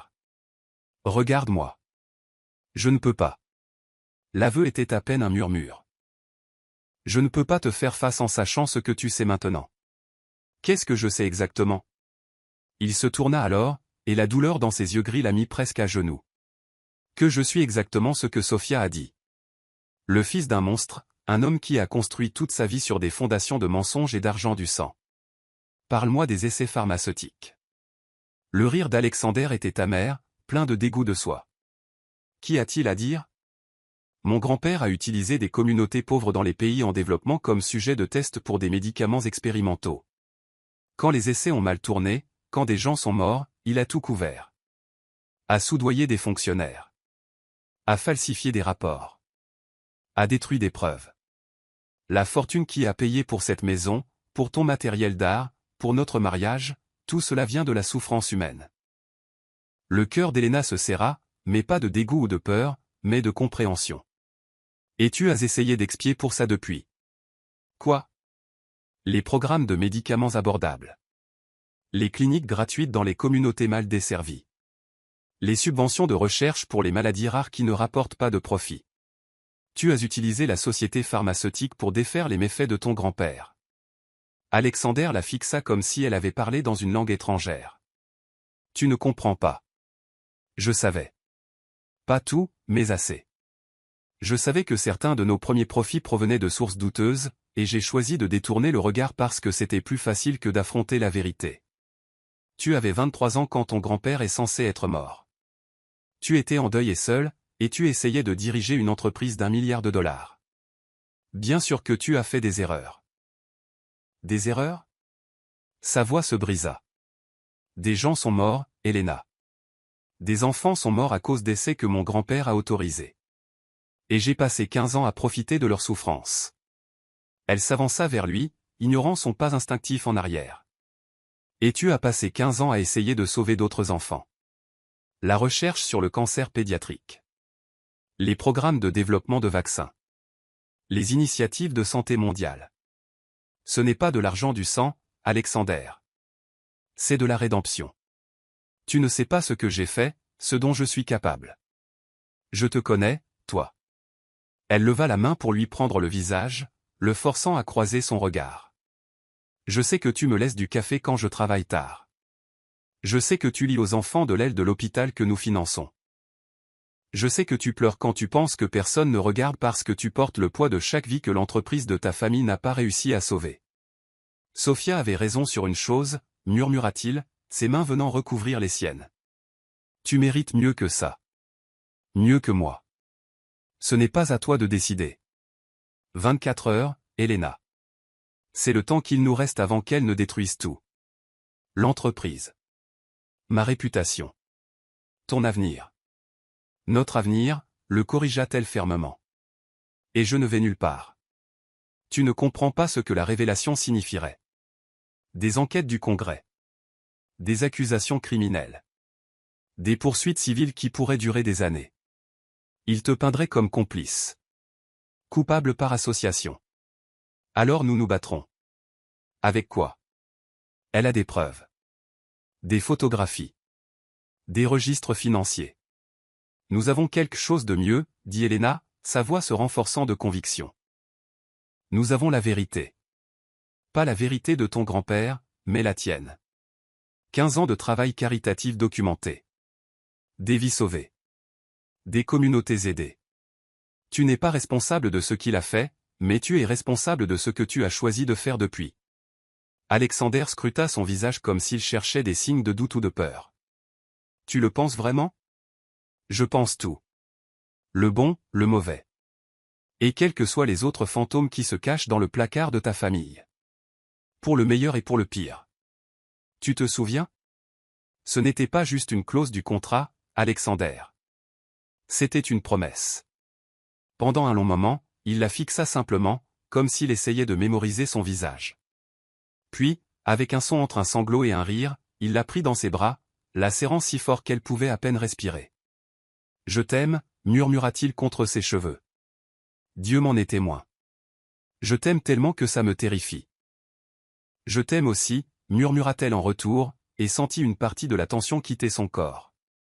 Ils restèrent là, dans la lumière dorée du matin, se tenant l'un l'autre comme s'ils pouvaient créer une forteresse contre le monde avec la seule force de leur connexion. Dehors, les jardins du domaine fleurissaient de vie et de promesses. Mais à l'intérieur du bureau d'Alexander, ils se préparaient à la guerre. Parce que si Sophia Kane voulait détruire leur mariage, elle devrait les affronter tous les deux. Et Elena découvrait que lorsqu'il s'agissait de protéger l'homme qu'elle aimait, elle était capable de se battre avec autant de cruauté que n'importe quel milliardaire. Chapitre 6, la reddition du cœur à midi. Alexander était passé du mari vulnérable au milliardaire calculateur qui avait bâti un empire de sang et de secrets. Sauf que maintenant, Elena était sa partenaire, à la fois dans la guerre et dans l'amour. La salle à manger formelle du manoir avait été convertie en salle de crise, sa table en acajou poli recouverte d'ordinateurs portables, de documents juridiques et de photographies qui racontaient une histoire vieille de 15 ans. Darius Kane possédait les yeux bleus perçants et la présence imposante de quelqu'un habitué aux salles de conseil et aux auditions du Congrès. Le prétendu rival commercial était en fait un enquêteur fédéral infiltré qui avait passé 3 ans à infiltrer les réseaux les plus sombres de l'industrie pharmaceutique.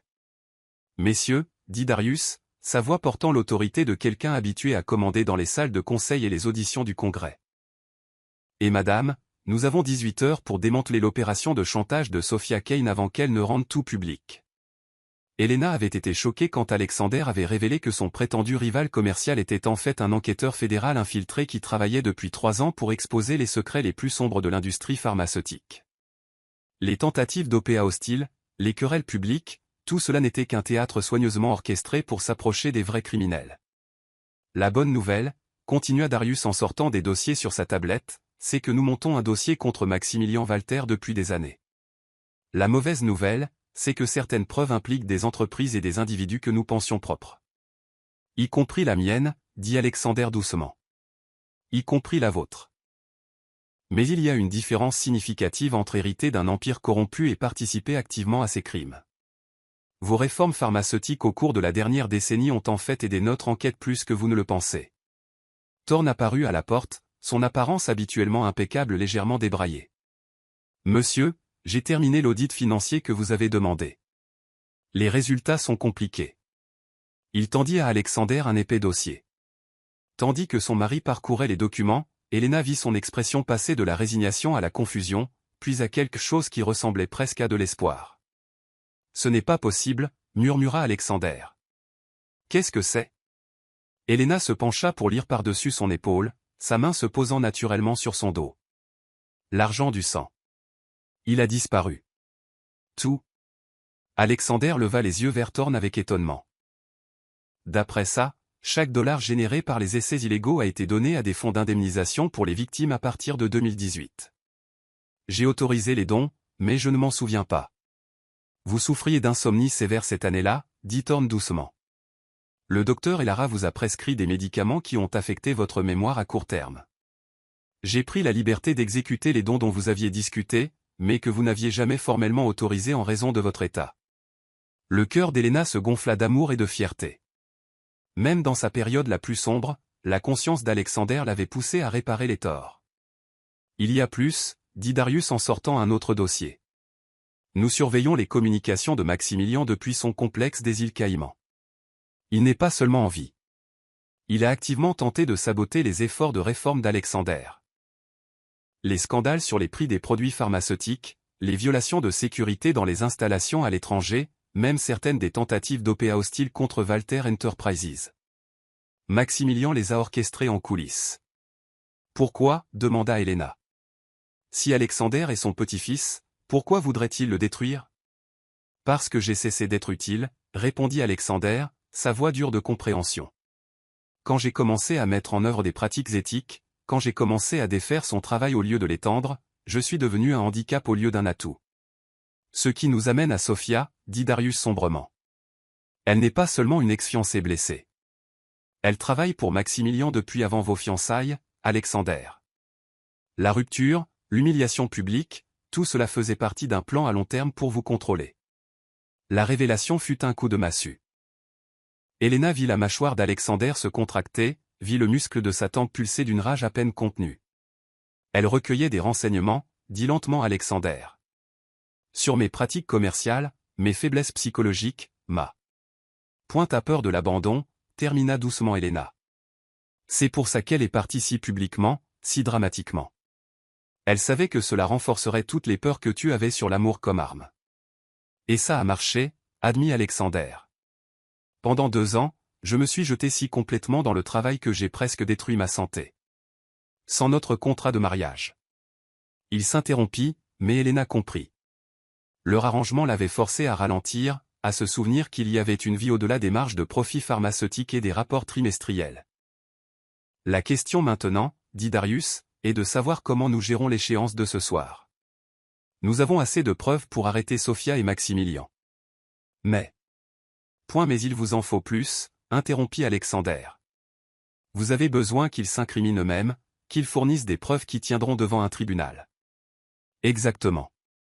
C'est pourquoi je propose quelque chose d'extrêmement dangereux. Darius tourna sa tablette vers eux, révélant un plan détaillé et des photos de surveillance. Maximilian arrive ce soir pour une réunion clandestine avec Sophia et plusieurs autres dirigeants pharmaceutiques. Nous pensons qu'il prévoit de lancer une attaque coordonnée contre plusieurs entreprises réformatrices, à commencer par la vôtre. Si nous pouvons obtenir des enregistrements de cette réunion. Vous voulez que je porte un micro, dit Alexander. Je veux que vous portiez tous les deux un micro. Elena, votre présence les déstabiliserait, leur ferait dire des choses qu'ils ne révéleraient pas à Alexander seul. Absolument pas. La voix d'Alexander était glaciale.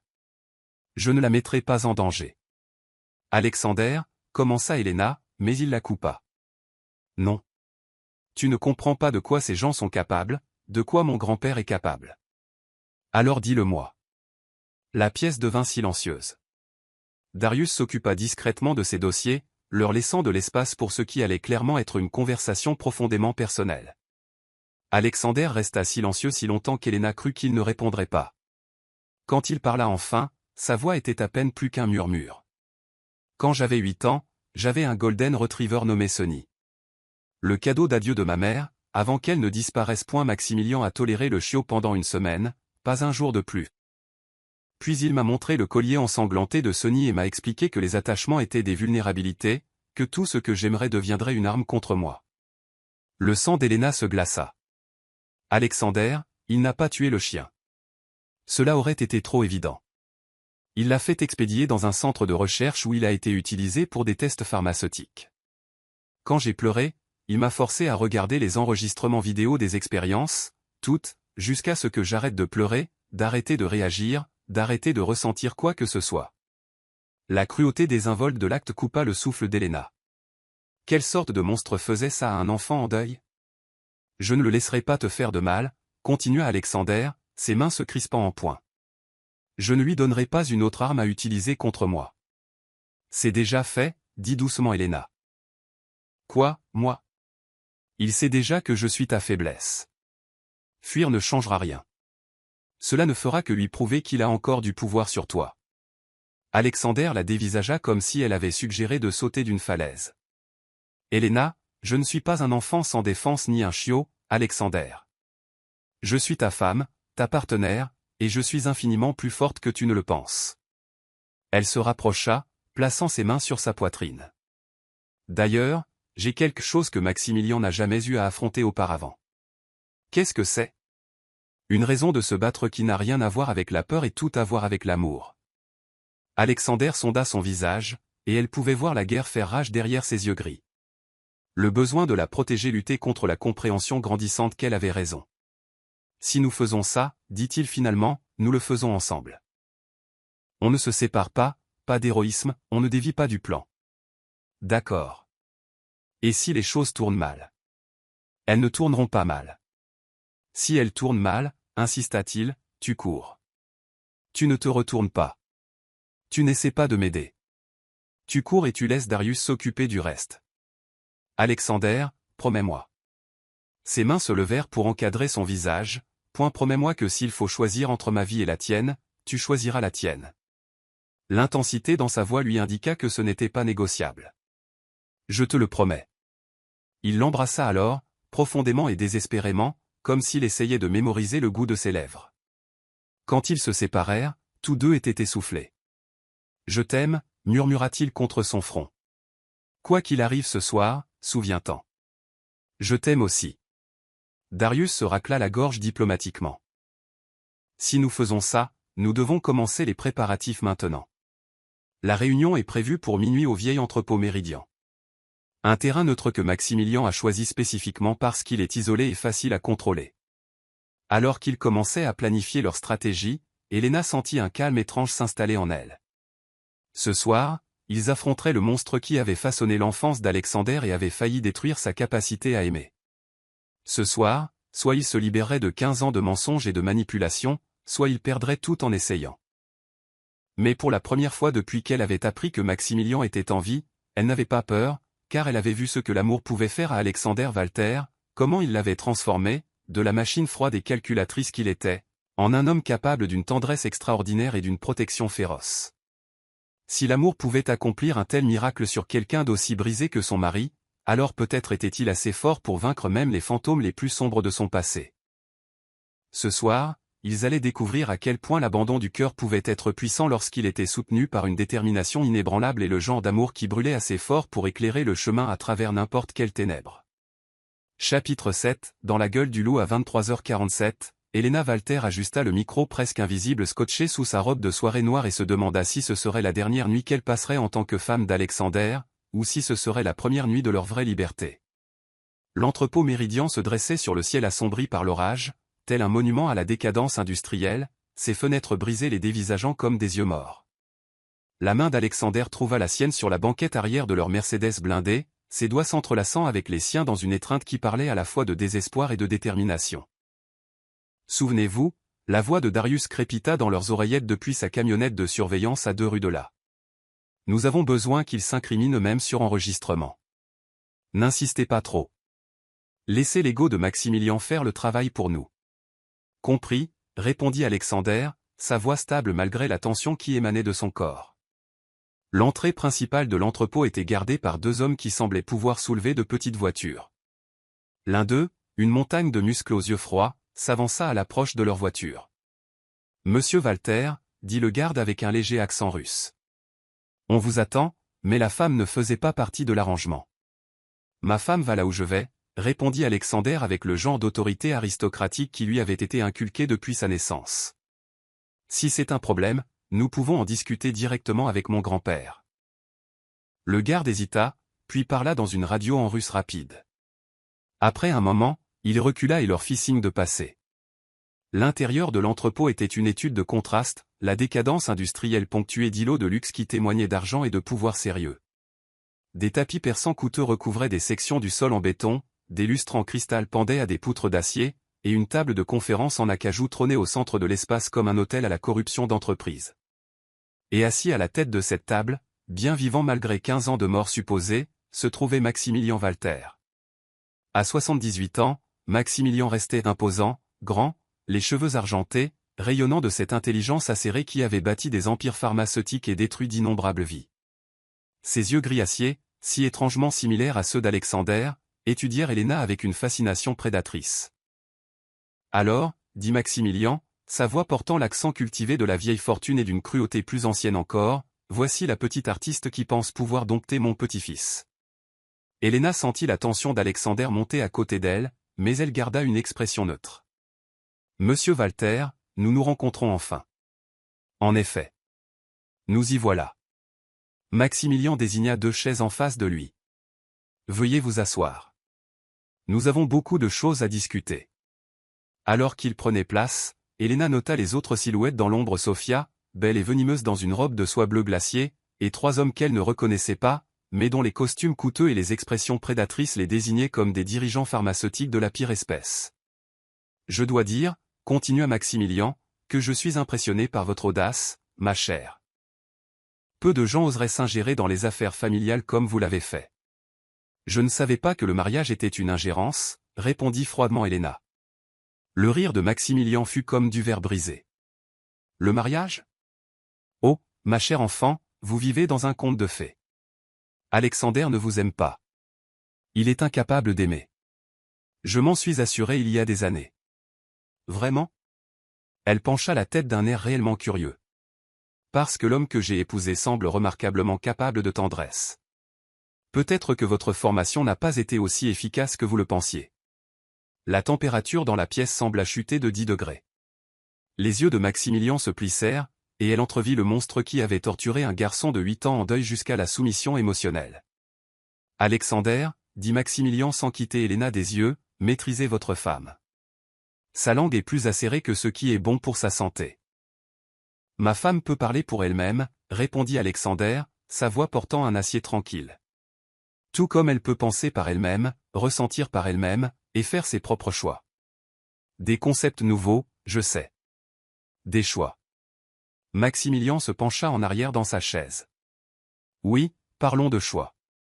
Vous en avez fait d'intéressants dernièrement, n'est-ce pas? Donner des profits à des fonds d'indemnisation pour les victimes, mettre en place des comités de surveillance éthique, refuser de participer au genre de stratégies de marché agressives qui ont bâti cet empire. J'ai fait les bons choix. Vraiment? Parce que de mon point de vue, vous avez systématiquement détruit tout ce que j'ai construit, tout ce que j'ai sacrifié pour vous le donner. Vous n'avez rien sacrifié. La voix d'Alexander devint mortellement calme. Vous avez détruit des vies pour le profit et appelé ça des affaires. Vous avez assassiné ma mère. Je t'ai protégé. Le masque de Maximilien glissa, révélant la fureur en dessous. Ta mère était faible, sentimentale, un passif qui aurait tout détruit, tout comme cette femme te détruira si tu ne gères pas la situation correctement. Elena sentit la glace couler dans ses veines à la mention désinvolte du meurtre, mais elle se força à rester calme. Ils avaient besoin qu'il continue de parler, qu'il s'incrimine au-delà de toute possibilité de déni. Comment exactement ma mère menaçait-elle votre empire, demanda Alexander. Elle allait exposer les essais, remettre les preuves aux enquêteurs fédéraux, faire s'effondrer tout ce que nous avions bâti pour un sens mal avisé de la moralité. La voix de Maximilien portait le poids d'une vieille colère. Je ne pouvais pas le permettre. Alors vous l'avez tué. J'ai éliminé une menace. Il y a une différence. Et l'accident de voiture? Maximilien sourit. Et l'expression était purement diabolique. Remarquablement facile à organiser.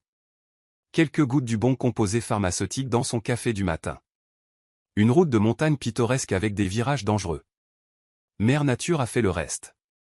L'estomac d'Elena se noie. Elle voyait Alexander lutter pour garder le contrôle.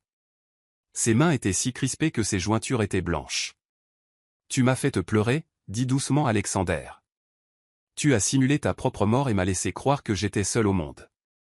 J'avais besoin que tu sois concentré, motivé par les bonnes raisons. Un deuil, bien canalisé, peut être extraordinairement productif. Regarde ce que tu as accompli dans les premières années après ma prétendue mort. Des acquisitions, des expansions de marché, des marges bénéficiaires qui dépassaient même mes projections. Bâties sur le sang et les mensonges. Bâties sur le pragmatisme et la vision. Mais ensuite tu as commencé à devenir sentimental, à écouter ta conscience plutôt que tes bilans. Les programmes de recherche pédiatrique, les initiatives de médicaments abordables. Une sentimentalité qui menaçait de tous nous ruiner. Sophia parla enfin, sa voix comme du velours sur du poison. C'est pourquoi nous sommes ici ce soir, chérie. Pour discuter de la façon dont nous allons régler ce petit problème que tu as créé. Le régler comment, demanda Elena, bien qu'elle se doutât déjà de la réponse. Simple, répondit Maximilien. Alexander divorce, épouse Sophia comme prévu initialement, et recommence à diriger Walter Enterprises comme il se doit. Rentable, efficace, sans contraintes éthiques mal avisées. Et s'il refuse? Alors nous publions des preuves montrant qu'Alexander a sciemment profité d'essais pharmaceutiques illégaux pendant 15 ans. Des enquêtes du Congrès, des accusations criminelles, des poursuites civiles qui détruiront non seulement lui, mais tous ceux qui lui sont associés. Les yeux de Maximilien se fixèrent sur Elena avec une satisfaction prédatrice. Y compris les épouses qui pourraient être considérées comme complices. Vous oubliez quelque chose, dit doucement Alexander. Qu'est-ce que c'est? Je ne suis plus l'enfant brisé que vous avez manipulé jusqu'à la soumission. J'ai appris quelque chose au fil des ans, y compris comment me défendre. Alexander mit la main dans sa veste, et pendant un instant qui fit battre le cœur d'Elena, elle crut qu'il allait prendre une arme. Au lieu de cela, il sortit une épaisse enveloppe Kraft et la fit glisser sur la table. Qu'est-ce que c'est? Demanda Maximilien, mais sa voix avait perdu une partie de son assurance. 15 ans de preuves.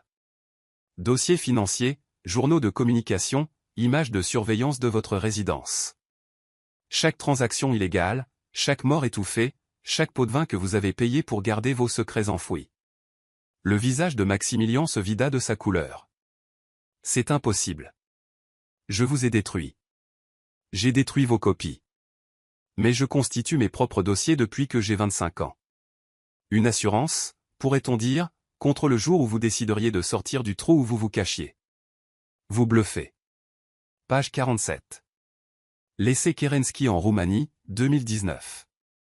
63 enfants sont morts de votre vaccin expérimental contre la méningite, et vous avez payé 8 millions de dollars pour que les résultats soient enterrés. Les mains de Maximilien tremblaient en parcourant les documents. Son visage devint cendré alors qu'il réalisait l'ampleur de ce qu'Alexander avait compilé. Cela ne prouve rien, dit Sophia, mais sa voix manquait de conviction. En fait, ça prouve tout, répondit Alexander.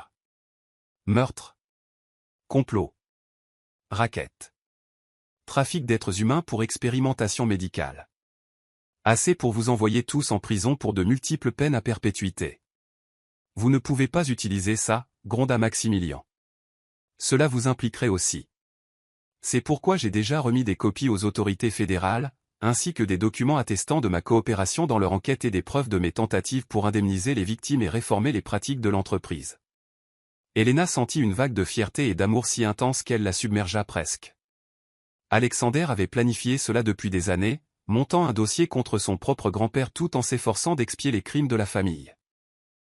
Vous avez travaillé avec eux depuis le début, souffla Sofia, la compréhension se faisant jour dans ses yeux. Pas depuis le début, mais depuis 3 ans, oui.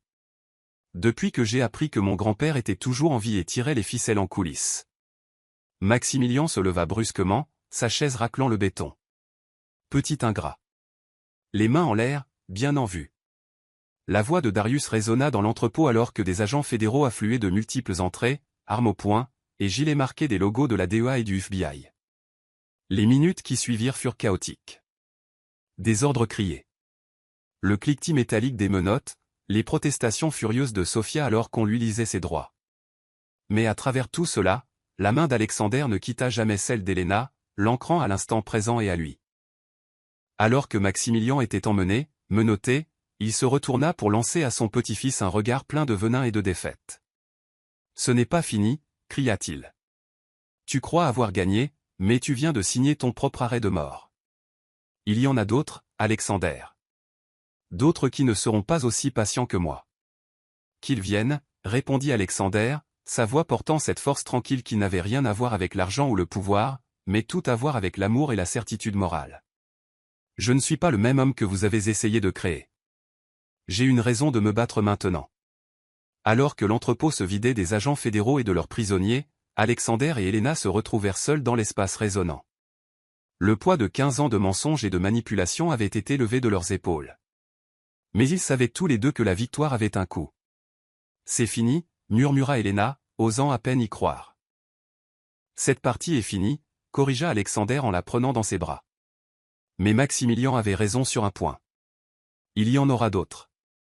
Ses partenaires commerciaux, ses relations politiques, les gens qui ont profité de ces opérations et qui n'apprécieront pas de perdre leur poule aux œufs d'or. Alors nous les affronterons ensemble.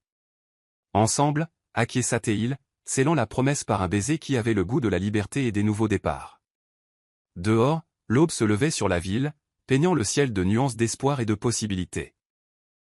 Ils avaient survécu à leur première véritable épreuve en tant que couple marié, avaient prouvé que leur amour était assez fort pour résister même aux plus sombres secrets de famille. Mais alors qu'ils marchaient main dans la main vers leur voiture, aucun d'eux ne remarqua la silhouette qui observait depuis l'ombre, ni la façon dont elle parlait doucement dans un téléphone satellite avant de disparaître dans l'obscurité du petit matin. Certaines batailles étaient gagnées, mais la guerre était loin d'être terminée. Chapitre 8, Sang et trahison. 6 semaines après l'arrestation de Maximilien, Elena découvrit que les trahisons les plus dévastatrices ne viennent parfois pas des ennemis, mais des personnes en qui vous avez appris à placer votre confiance la plus profonde.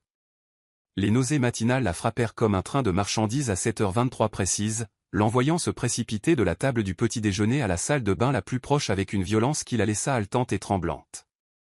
Alexander fut à ses côtés en un instant, ses mains chaudes retenant ses cheveux pendant qu'elle vomissait dans la cuvette en marbre, sa voix un murmure apaisant de réconfort et d'inquiétude. « Ça va, mon amour. Je suis là. Respire. » Quand la vague passa, elle s'affaissa contre lui, son corps tremblant de fatigue. « Je crois que je suis en train de mourir, » murmura-t-elle. « Tu ne meurs pas, » dit-il doucement, bien qu'elle puisse entendre l'inquiétude dans sa voix. « Mais je pense que nous devrions appeler le docteur Reyes. » Le docteur Sofia Reyes était leur médecin de famille depuis 1 mois. Soigneusement recommandé par Darius après que leur précédent médecin se soit avéré avoir des liens suspects avec le réseau criminel de Maximilien, elle paraissait chaleureuse et professionnelle, devenant rapidement l'une des rares personnes en qui ils avaient confiance dans leur monde soigneusement gardé. « Madame Walter », dit le docteur Reyes 2 heures plus tard, son visage bienveillant rayonnant d'une excitation à peine contenue. « J'ai une merveilleuse nouvelle. Vous êtes enceinte. D'environ 8 semaines, j'estimerais. » Les mots frappèrent comme la foudre, illuminant un avenir qu'aucun d'eux n'avait osé imaginer. La main d'Alexander trouva automatiquement celle d'Elena, leurs doigts s'entrelaçant alors que l'ampleur de la révélation s'installait. « Enceinte », murmura Elena. « Nous allons avoir un bébé. »« Vous allez avoir un bébé », confirma le docteur Reyes avec un sourire chaleureux. « Un bébé en parfaite santé, d'après ce que je peux voir à l'échographie. » Voulez-vous entendre le battement de cœur? Le son qui remplit la salle d'examen était comme un miracle. Rapide, fort, rythmé, preuve que quelque chose de magnifique grandissait entre eux. Les yeux d'Alexander s'emplirent de larmes alors qu'il fixait l'image granuleuse en noir et blanc sur le moniteur, sa main libre tremblant alors qu'il tendait le bras vers l'écran. « C'est notre enfant », souffla-t-il, l'émerveillement dans la voix. « C'est notre enfant », confirma Elena en lui serrant la main. Ils quittèrent le centre médical dans un état second, mêlant bonheur et incrédulité. Leurs mains ne se séparèrent jamais tandis que le chauffeur d'Alexander, Derek, naviguait dans le trafic matinal de la ville. Ils avaient tant de choses à discuter. La préparation de la chambre d'enfant, les problèmes de sécurité, comment protéger leur enfant des ennemis qui complotaient encore leur vengeance. Mais alors que leur Mercedes blindée franchissait les grilles du domaine Walter, quelque chose n'allait pas. « Où est la sécurité ?» murmura Alexander, notant l'absence des gardes qui auraient dû être postés à l'entrée principale. Leur malaise s'intensifia à l'approche du manoir. La porte d'entrée était légèrement entr'ouverte, se balançant doucement dans la brise matinale comme un secret murmuré. Le chauffeur d'Alexander, Derek, un ancien Navy SEAL qui était avec eux depuis 3 ans, s'était raidi, en alerte. « Restez dans la voiture », ordonna Derek, sa main se dirigeant vers l'arme dissimulée sous sa veste. Quelque chose cloche. Mais avant qu'il ne puisse atteindre son arme, les vitres arrière explosèrent vers l'intérieur dans une pluie de verre renforcé et de fléchettes tranquillisantes. Derek s'effondra sur le volant alors que des silhouettes armées en tenue tactique encerclaient le véhicule. « Alexander !» cria Elena alors que des mains passaient à travers les vitres brisées, l'arrachant de la voiture. Tandis que des silhouettes similaires tiraient son mari du côté opposé, la dernière chose qu'elle vit avant que la fléchette dans son cou ne fasse effet fut Alexander se battant comme un possédé, sa voix rugissant son nom avec une fureur désespérée alors que la conscience lui échappait. Quand elle se réveilla, elle était en enfer. L'entrepôt était différent de celui où ils avaient affronté Maximilien, plus vieux, plus délabré, avec des chaînes rouillées pendant du plafond et des taches sombres sur le sol en béton qui parlaient de violence et de mort. Elle était attachée à une chaise en métal avec des serre-câbles, ses poignets déjà irrités par ses efforts pour se libérer. De l'autre côté de la pièce, Alexander était suspendu à ses chaînes, le visage ensanglanté, mais ses yeux gris flamboyaient d'une fureur indomptée. Il était conscient, alerte, et entièrement concentré sur elle. « Elena » cria-t-il, le soulagement inondant sa voix. « Dieu merci. Tu es blessée ? » « Je vais bien » mentit-elle, bien que sa tête lui martelât et que son estomac se tordît d'un mélange de nausées persistantes et de terreur pour leur enfant à naître. Comme c'est touchant. Une voix familière ronronna depuis l'ombre. Le couple heureux enfin réuni. Le docteur Sophia Reyes sortit de l'ombre, mais elle n'avait rien de la médecin chaleureuse et attentionnée qui leur avait annoncé leur merveilleuse nouvelle quelques heures plus tôt. Cette femme était froide, calculatrice, avec des yeux morts qui appartenaient à quelqu'un qui avait vu trop de souffrance et l'avait trop appréciée. « Vous » souffla Alexander, la compréhension et la fureur flambant dans sa voix. « Vous avez travaillé pour eux depuis le début. »« Pas pour eux, chérie. Avec eux. J'ai été l'informatrice de Maximilien pendant 5 ans, surveillant ses ennemis et leurs faiblesses. » Elle sourit, et l'expression était purement diabolique. « Pensiez-vous vraiment que votre grand-père irait en prison tranquillement ? Pensiez-vous qu'il n'y aurait pas de conséquences à votre trahison ? » Le test de grossesse, dit Elena. Les pièces s'emboîtant avec une clarté horrifiante. Vous nous avez drogués pendant le rendez-vous. Très bien. Le gel à ultrasons contenait un agent paralysant léger. Rien de nocif pour le bébé. Bien sûr. Nous avons besoin que vous soyez tous les deux vivants et en bonne santé pour la suite. 2 autres silhouettes émergèrent de l'ombre, et le sang d'Elena se glaça. Lucian Valtor, le jeune frère d'Alexander, qui était censé être mort dans un accident de voiture 10 ans plus tôt, s'avança avec un sourire de pure malveillance. Derrière Lucian apparut une femme qu'Elena ne reconnaissait pas. Grande, élégante, possédant le genre de beauté froide digne des magazines de mode ou des salons funéraires. « Bonjour, mon frère » dit Lucian, sa voix portant le même accent cultivé que celle d'Alexander, mais tordue par des années de ressentiment et de rage. « Je t'ai manqué ?» Alexander regarda son frère comme s'il voyait un fantôme, ce qui, d'une certaine manière, était le cas. « Ils m'ont dit que tu étais mort. Ils t'ont dit ce que tu avais besoin d'entendre. Tout comme ils t'ont dit que Maximilien était mort. Tout comme ils te racontent des mensonges depuis toute ta misérable vie. Luciane se rapprocha. Assez près pour qu'Alexander puisse voir la ressemblance familiale qui avait été cachée par la chirurgie plastique et 15 ans de planification minutieuse. Pensais-tu vraiment que tu étais le seul héritier? Le seul à pouvoir prétendre à l'Empire Valtor? Tu as été en vie tout ce temps. En vie, et en te regardant détruire systématiquement tout ce que notre grand-père a construit. Les programmes caritatifs, les comités de surveillance éthique, les fonds d'indemnisation pour les victimes. Tu as donné des milliards qui appartiennent de droit à la famille. Ces programmes ont sauvé des vies. Ils nous ont affaiblis. Le sang-froid de Luciane se brisa, révélant la folie en dessous. Chaque dollar que tu as donné, chaque réforme que tu as mise en œuvre, chaque position morale que tu as prise nous a rendus vulnérables à ce genre de situation. Si tu étais resté fort, concentré sur le profit plutôt que sur le sentiment, Maximilien n'aurait jamais été arrêté. La femme s'avança et quand elle parla, son accent était un anglais britannique impeccable, avec le genre d'autorité qui vient de générations de pouvoir hérité. « Permettez-moi de me présenter », dit-elle avec une politesse simulée. Duchesse Helena Blackwood, représentant certains intérêts pharmaceutiques qui ont été gravement lésés par le récent réveil éthique de votre mari. Helena reconnut le nom. Blackwood Pharmaceuticals était l'une des plus anciennes sociétés pharmaceutiques d'Europe, avec une réputation de recherche de pointe et un mépris total des droits de l'homme.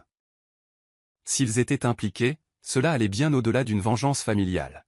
« Que voulez-vous » demanda Alexander, bien que sa voix suggéra qu'il connaissait déjà la réponse désagréable. « C'est simple » répondit la duchesse Helena.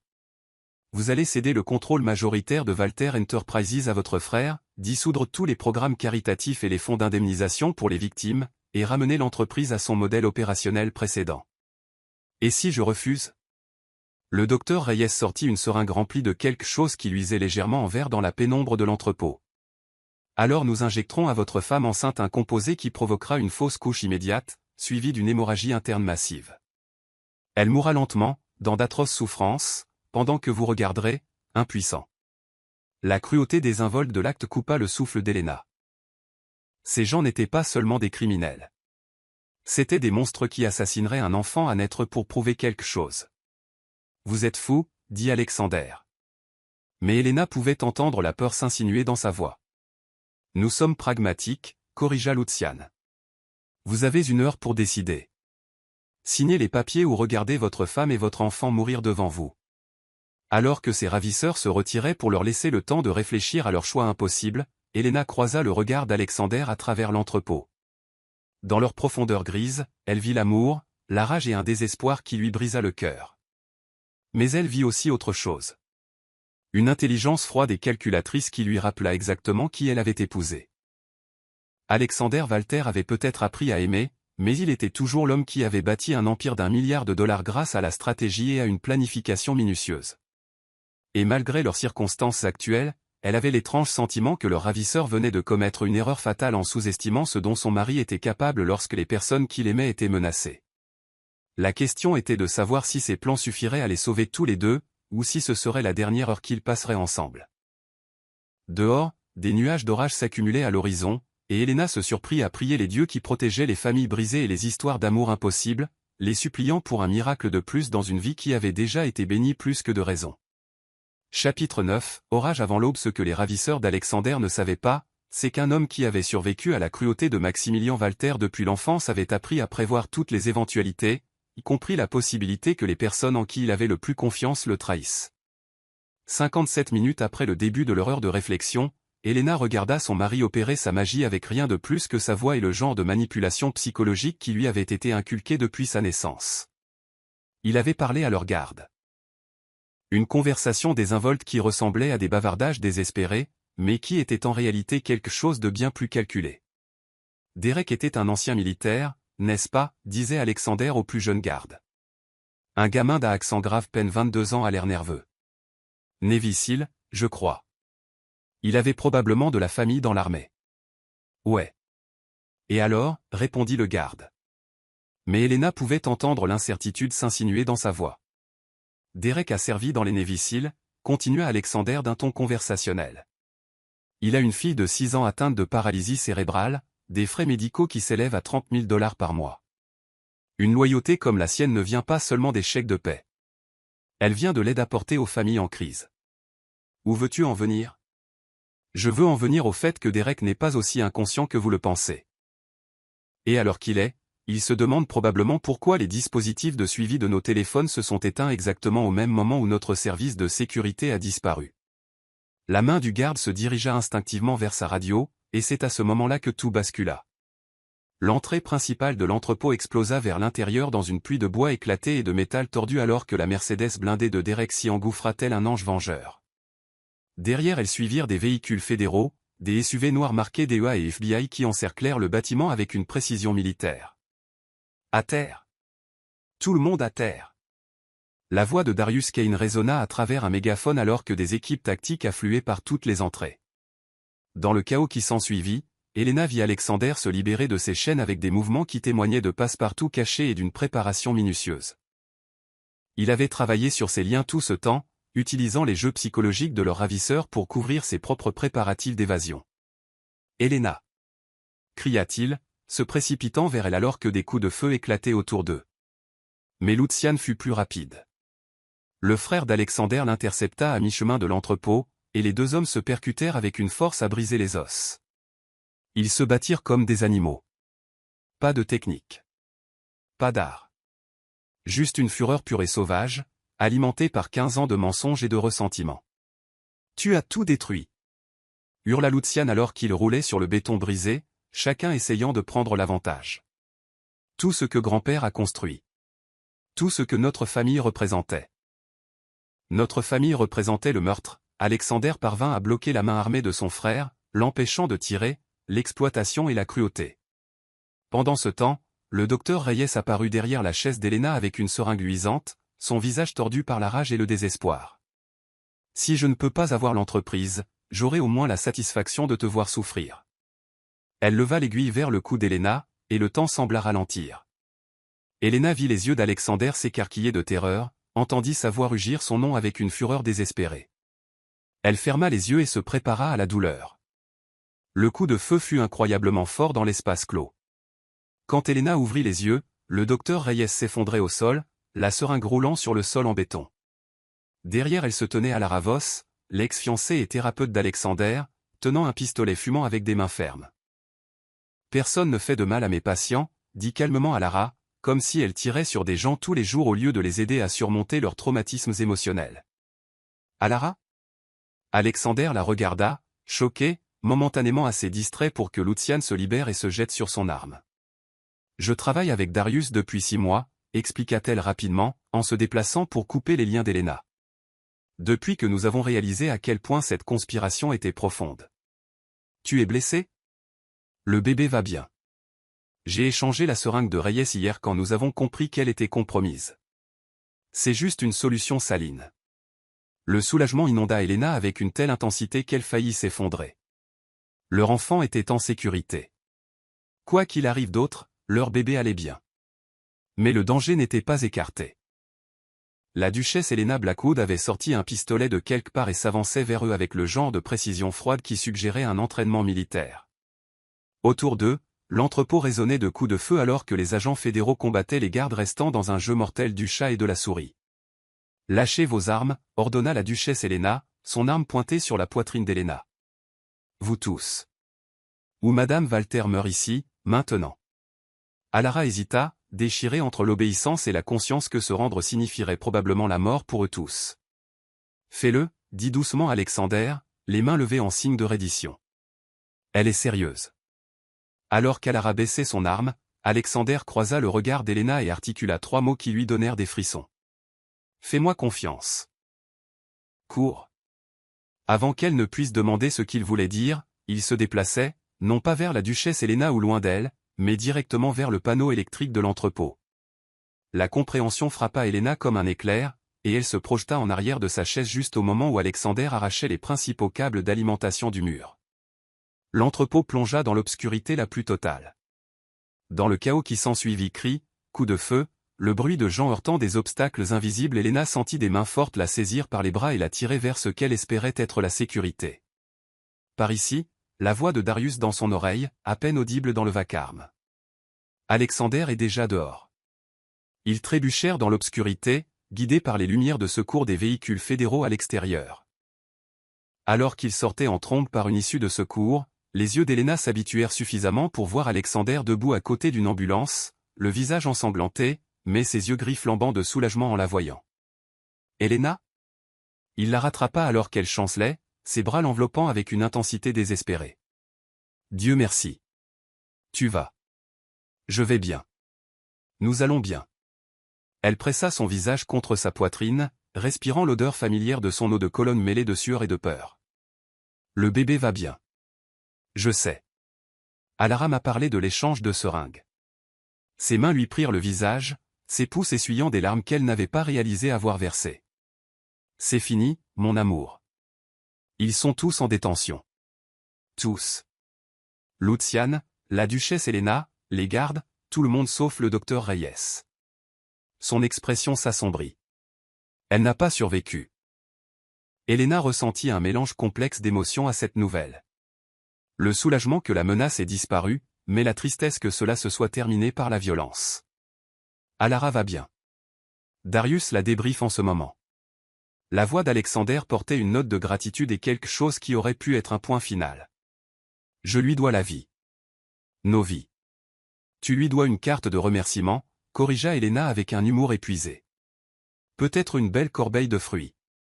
Cela lui arracha un rire, le premier rire sincère qu'elle entendait de lui depuis des heures. Une corbeille de fruits. Je m'en souviendrai. Alors que les ambulanciers les examinaient tous les deux et que les agents fédéraux traitaient la scène de crime, Elena se surprit à penser à quel point leur vie avait changé en l'espace d'une seule journée. Ce matin, ils étaient un couple marié attendant leur premier enfant. Ce soir, ils étaient les survivants d'une conspiration qui avait failli leur coûter tout.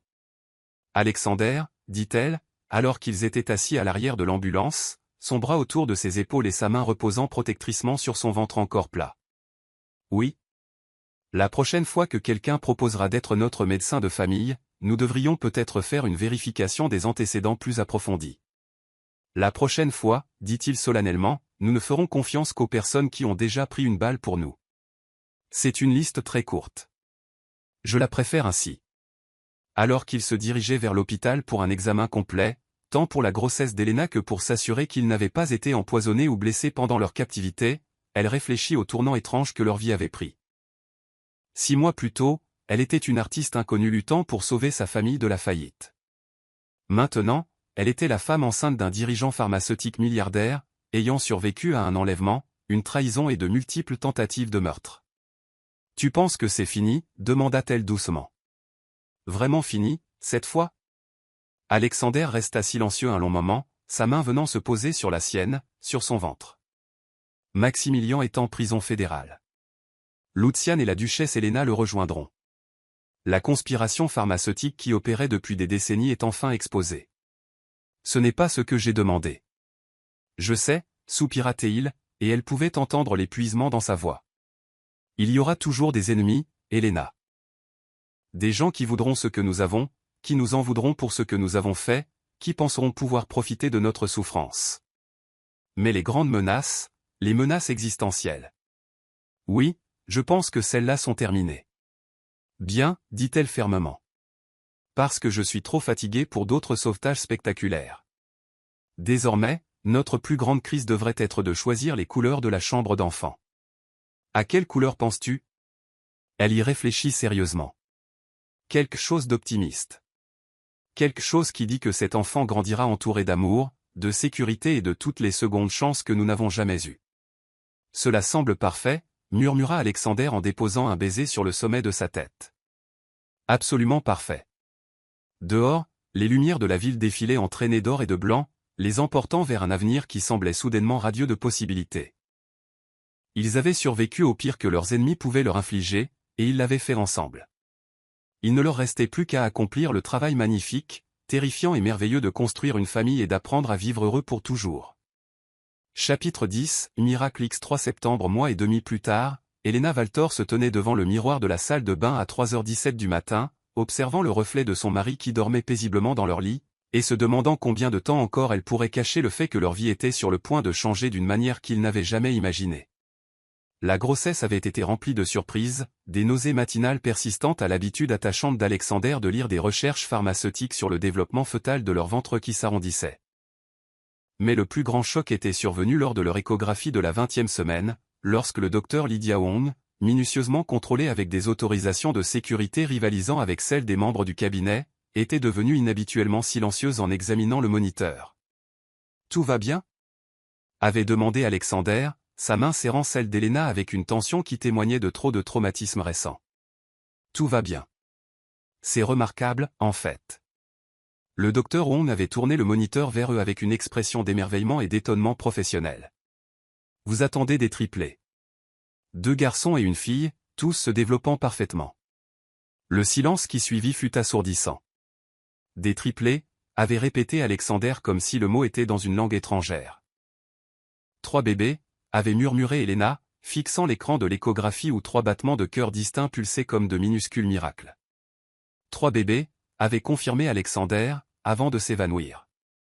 Maintenant, alors qu'Elena regardait l'homme qui avait survécu à un traumatisme d'enfance, à une guerre d'entreprise et à de multiples tentatives d'assassinat dormir avec l'expression paisible de quelqu'un qui avait trouvé un véritable bonheur, elle sourit à ce souvenir. Il s'était rapidement remis de son évanouissement, bien sûr, et avait passé les mois suivants à préparer leur famille grandissante avec le genre d'attention obsessionnelle aux détails qui avait fait de lui un milliardaire. La chambre d'enfant avait été transformée en quelque chose qui ressemblait à un mélange de galerie d'art et de centre de commande high-tech. 3 berceaux fabriqués par des artisans italiens se trouvaient sous des peintures originales qu'Elena avait créées pendant sa grossesse. Des œuvres douces et oniriques qui capturaient l'émerveillement et la terreur de donner la vie dans un monde qui pouvait être à la fois beau et dangereux. Alexander avait insisté sur des systèmes de sécurité capables de détecter un moustique se posant sur le rebord de la fenêtre, tandis qu'Elena s'était battue pour le simple confort des courtes pointes faites à la main et du fauteuil à bascule qui avait appartenu à sa grand-mère. Mais ce soir, alors qu'une autre contraction saisissait son ventre gonflé avec une intensité à couper le souffle, Elena réalisa que toute leur planification minutieuse pourrait ne pas avoir d'importance. Car ces bébés avaient apparemment hérité de l'impatience de leur père et arrivaient avec 3 semaines d'avance, au milieu d'un orage qui avait coupé l'électricité dans la moitié de la ville. Alexander, appelait-elle doucement, s'agrippant au comptoir de la salle de bain alors qu'une autre vague de douleur la parcourait. Il fut réveillé instantanément. Ses yeux gris alertes et concentrés, bien qu'il ait été profondément endormi quelques instants auparavant. « Qu'est-ce qui ne va pas ? » Je crois que c'est le moment. L'heure qui suivit fut un tourbillon de chaos contrôlé. Alexander appelant le docteur Wong. Thorne se coordonnant avec l'hôpital. Derek préparant les véhicules blindés pour un transport d'urgence à travers les rues battues par la tempête. Mais alors qu'ils atteignaient le grand foyer du manoir, prêt à partir pour l'hôpital, Elena se plia en deux sous une contraction si intense qu'elle lui coupa le souffle. « Nous n'y arriverons pas », dit sombrement le docteur Wong, arrivé 20 minutes après l'appel d'Alexander. Elle avait examiné Elena rapidement et efficacement, son expression devenant de plus en plus inquiète. « Les bébés arrivent maintenant. »« Tous. »« Comment ça, maintenant ?» La voix d'Alexander portait une pointe de panique qu'il combattait depuis le début de la soirée. « Je veux dire. Madame Walter est en travail actif, la tête du premier bébé est engagée. Nous devons nous préparer à l'accouchement ici, immédiatement. » La chambre principale du domaine fut transformée en salle d'accouchement impromptue avec une efficacité surprenante.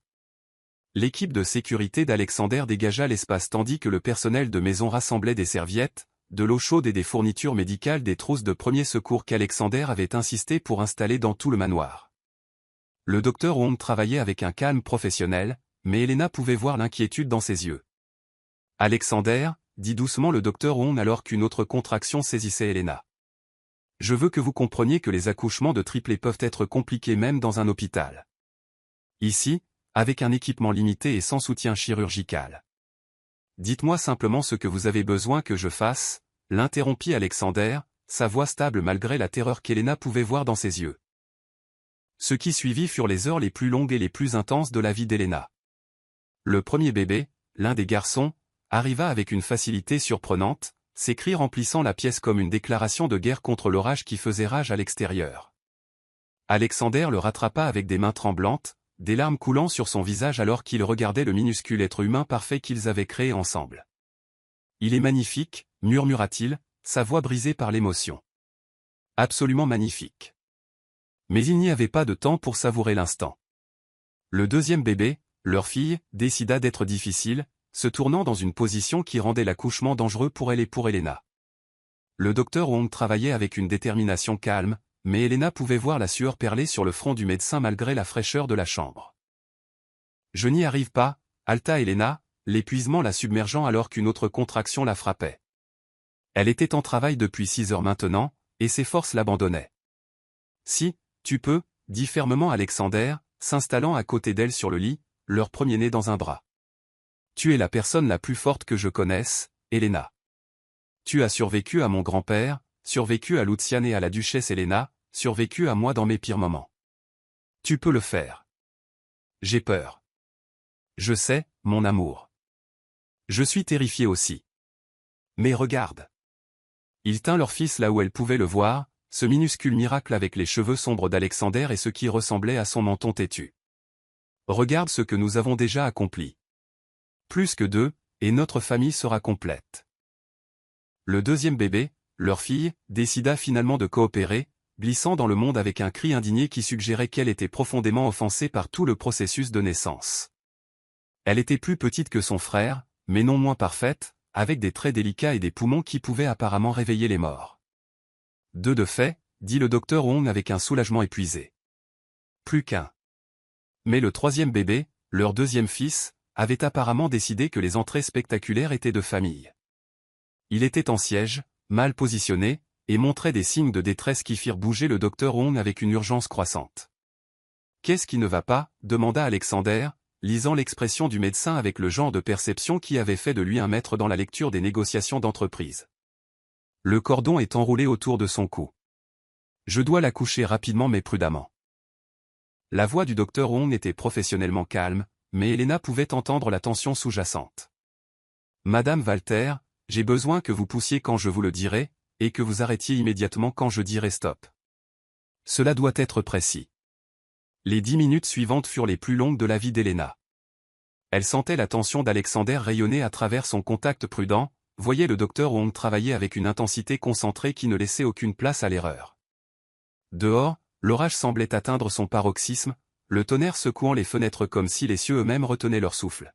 « Maintenant, » ordonna le docteur Wong, « poussez fort. » Elena poussa de toutes ses forces restantes, ayant l'impression d'essayer de pousser son âme même hors de son corps.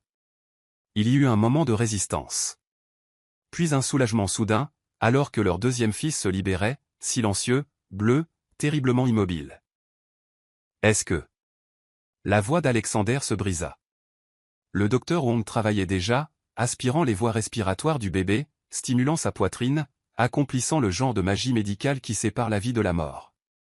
Pendant une éternité qui dura peut-être 30 secondes, les seuls sons dans la pièce étaient l'orage à l'extérieur et les doux pleurs de leurs 2 premiers enfants. Puis, un hoquet, une toux, et enfin un cri de protestation. Ce fut le plus beau son qu'Elena ait jamais entendu. « Voilà », dit le docteur Wong avec un soulagement évident, en enveloppant le bébé dans une serviette chaude. Il avait juste besoin d'un moment pour comprendre comment respirer. Complètement normal pour des triplés, surtout avec des complications de cordon. Alexander pleurait ouvertement maintenant, en acceptant leur 3e enfant, ses bras parvenant d'une manière ou d'une autre à tenir les 3 bébés malgré leurs efforts déterminés pour se tortiller. Elena regarda à travers des yeux embués de larmes et d'épuisement son mari, cet homme à qui on avait appris depuis l'enfance que les émotions étaient une faiblesse, s'effondrer complètement de joie. « Ils sont parfaits », murmura-t-il, sa voix épaisse d'émerveillement. « Tous les 3, absolument parfaits. »« Comment allons-nous les appeler ?» demanda Elena, tendant la main pour toucher chaque petite main avec des doigts qui tremblaient de fatigue et d'un amour écrasant. Ils avaient discuté de prénoms pendant des mois, mais n'avaient jamais vraiment trouvé quelque chose qui leur convenait. Maintenant, en regardant ces 3 minuscules miracles qui avaient choisi d'arriver pendant l'orage, l'inspiration frappa avec une clarté surprenante. « Tempeste », dit-elle doucement en touchant la joue de leur fille. « Parce qu'elle est arrivée avec le tonnerre et la foudre, et parce que les tempêtes peuvent être belles, terribles et absolument imparables. » Tempeste Valtor, répéta Alexander, testant le nom. « J'aime bien. »« Et les garçons ?»« Faites, » dit Elena, en regardant leur premier-né, qui était arrivé si facilement, comme s'il avait hâte de rejoindre leur famille. Parce qu'il est la preuve que de belles choses peuvent naître des circonstances les plus sombres. « Et notre plus jeune ?» demanda Alexander, en regardant le bébé qui leur avait fait si peur. « Orion » dit Elena sans hésiter. Parce qu'il s'est battu pour revenir du bord, tout comme son père l'a fait. Faites, Tempeste et Orion Valtor, dit lentement Alexander, comme s'il savourait chaque nom. Nos enfants. Alors que l'aube peignait le monde lavé par la tempête de teintes dorées, la nouvelle famille de 5 personnes s'installa dans le calme paisible qui suit les moments qui changent une vie. Le docteur Wong confirma que les 3 bébés étaient en bonne santé et forts, que la convalescence d'Elena se déroulerait sans heurts, et qu'elle avait assisté à l'un des plus beaux accouchements de ses 30 ans de carrière. Mais pour Elena, épuisée, bouleversée et plus heureuse qu'elle n'aurait jamais cru possible, la plus belle vision était celle d'Alexander chantant doucement à leurs enfants. De vieilles berceuses d'une voix rauque d'émotion. Des berceuses que sa mère lui avait probablement chantées avant que le monde ne lui apprenne que l'amour était dangereux.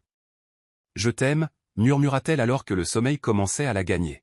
« Je vous aime aussi », répondit-il. Sa voix douce, empreinte d'émerveillement et de contentement. Tous les 4, plus que je n'aurais jamais cru possible d'aimer quoi que ce soit. Dehors, le soleil continuait de se lever sur un monde purifié par l'orage. L'Empire Valtor continuerait, mais il serait différent maintenant. Guidé par l'amour au lieu de la peur, par l'espoir au lieu de la cruauté, par la connaissance que parfois les plus belles familles naissent des circonstances les plus improbables. Et dans la chambre d'enfant, au bout du couloir, 3 minuscules battements de cœur pulsaient au rythme régulier d'une nouvelle vie, d'un nouvel espoir, et du genre d'amour qui pouvait transformer même le plus froid des milliardaires en un homme qui chantait des berceuses à la lumière du petit matin.